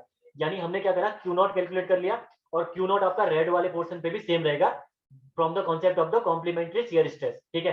तो क्यू नॉट क्या निकला आपका, वी अपॉन ए, वी क्या आपका responsible force which is causing Q not upon area. तो रिस्पॉन्सिबल फोर्स न्यूट्रल एक्सिस से नीचे क्या है, न्यूट्रल एक्सिस से नीचे रिस्पॉन्सिबल फोर्स सिर्फ और सिर्फ dt है। एरिया कौन सा होगा, shaded portion b into dx। इससे आपका देखिए dt हमने निकाल रखा है पहले ही ऊपर, तो जब dt की वैल्यू रख दी, तो dm अपॉन dx में क्या होता है आपका, चेंज इन बेंडिंग मोमेंट। जब बेंडिंग मोमेंट को आप एक बार डिफरेंशिएट करोगे तो क्या निकलेगा, शियर फोर्स निकलेगा, ठीक है। वो मैंने यहाँ पे आपको कॉन्सेप्ट में बता दिया पीछे। बस यहाँ से आपका Q not equal to V upon B JD निकल के आ गई। ये आपका क्या है, मैक्सिमम शियर स्ट्रेस है। ये आपका maximum shear stress at any point, ठीक है ना, maximum shear stress at any point in the beam, ठीक है। ये निकल गया आपका मैक्सिमम शियर स्ट्रेस। उसके बाद आपको आप देखिए क्या करते हो, आपने जब स्ट्रेस डायग्राम प्लॉट किया, तो स्ट्रेस डायग्राम आपका क्या निकल के आ गया, पार्टी पैराबोलिक, पार्टी रेक्टेंगुलर। तो parabolic up to neutral axis, up to neutral axis it is parabolic. और न्यूट्रल एक्सिस से नीचे आपका ये जितना आपका न्यूट्रल एक्सिस पे निकला है, उसके नीचे आपका सेम ही रहेगा। क्यों? क्योंकि आपका न्यूट्रल एक्सिस से नीचे आपने कंक्रीट को नेगलेक्ट कर रखी है, तो कंक्रीट की वजह से कोई भी शियर स्ट्रेस जनरेट नहीं होगा, सिर्फ और सिर्फ शियर स्ट्रेस जनरेट होगा dt फोर्स की वजह से। और dt फोर्स आपका सेम रहने वाला है पूरे पोर्शन पे, ठीक है ना, पूरे पोर्शन पे आपका dt फोर्स सेम रहने वाला है। तो आपका ये रेक्टेंगुलर शियर स्ट्रेस डायग्राम आपका निकल के आया न्यूट्रल एक्सिस से नीचे, ठीक है। देन उसके बाद आपको पता है, क्योंकि आपका शियर स्ट्रेस डायग्राम आपका ये क्या निकल के आ रहा है, नॉन यूनिफॉर्म निकल के आ रहा है, non uniform shear stress diagram निकल के आ रहा है, ठीक है। Shear stress diagram for non homogeneous beam,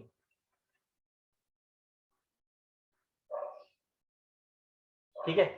तो जब आपका ये पार्टली पैराबोलिक पार्टली रेक्टेंगुलर बन के आ रहा है, तो हमें पता है हमें एनालिसिस करनी है आगे जाके बीम्स की, तो वहां पे हमारे लिए बहुत ही डिफिकल्टी हो जाएगी, आपको शियर स्ट्रेस कैलकुलेट कर ही नहीं पाओगे। तो क्या करिए, आप क्या करिए, कोड ने बोला क्या करिए, आप लोग इसका एवरेज ले लीजिए। एवरेज कैसे लिया, एवरेज देखिए मैंने यहाँ पे एक बीम ये कट कर दी, रेक्टेंगुलर सेक्शन इसका बना दिया, और इस एवरेज को हमने बोला nominal shear stress. This is हमने क्या बोला इसको, नॉमिनल शियर स्ट्रेस।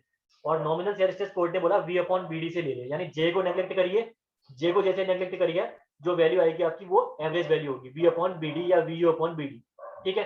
इससे हमारा क्या निकल जाएगा, एवरेज निकल जाएगा, मैक्सिमम भी निकल जाएगा।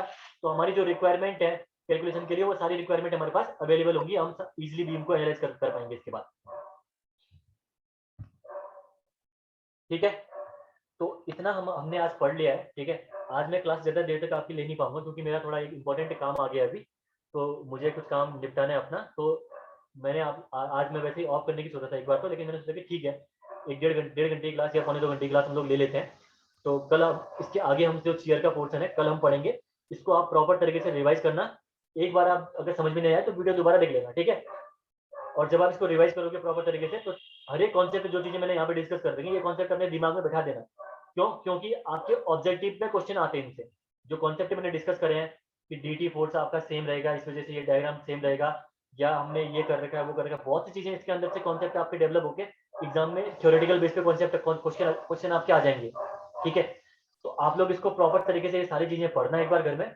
कल इससे आगे हम लोग पढ़ेंगे कि शियर का इफेक्ट क्या होता है, कहाँ पे क्रैकिंग कितनी पड़ती है, ठीक है, क्रैक से कहाँ पे डेवलप मैक्सिमम होते हैं शियर से, उनकी डायरेक्शन क्या होगी वो पढ़ेंगे। उसके बाद हम उसकी डिजाइनिंग पढ़ेंगे, तो हर एक चीज हम लोग डिस्कस करते हुए चलेंगे, ठीक है। आगे इससे आगे बस आप आज ये दोनों टॉपिक जो हमने पढ़े हैं, इन दोनों टॉपिक्स को प्रॉपर तरीके से डिस्कस करना, मतलब घर में इसको प्रॉपर तरीके से समझना, रिवाइज करना, उसके बाद कल आना, तो उससे आगे की चीजें जो होंगी वो बहुत अच्छे से समझ में आएंगी आपको, ठीक है, लेकिन आज आज का जो टॉपिक है वो बहुत इंपॉर्टेंट है, इसको रिवाइज जरूर कर लेना। ठीक है, तो कल हम लोग मिलते हैं क्लास में। आज के लिए क्लास इतनी रखते हैं हम लोग, कल हम लोग क्लास में मिलते हैं।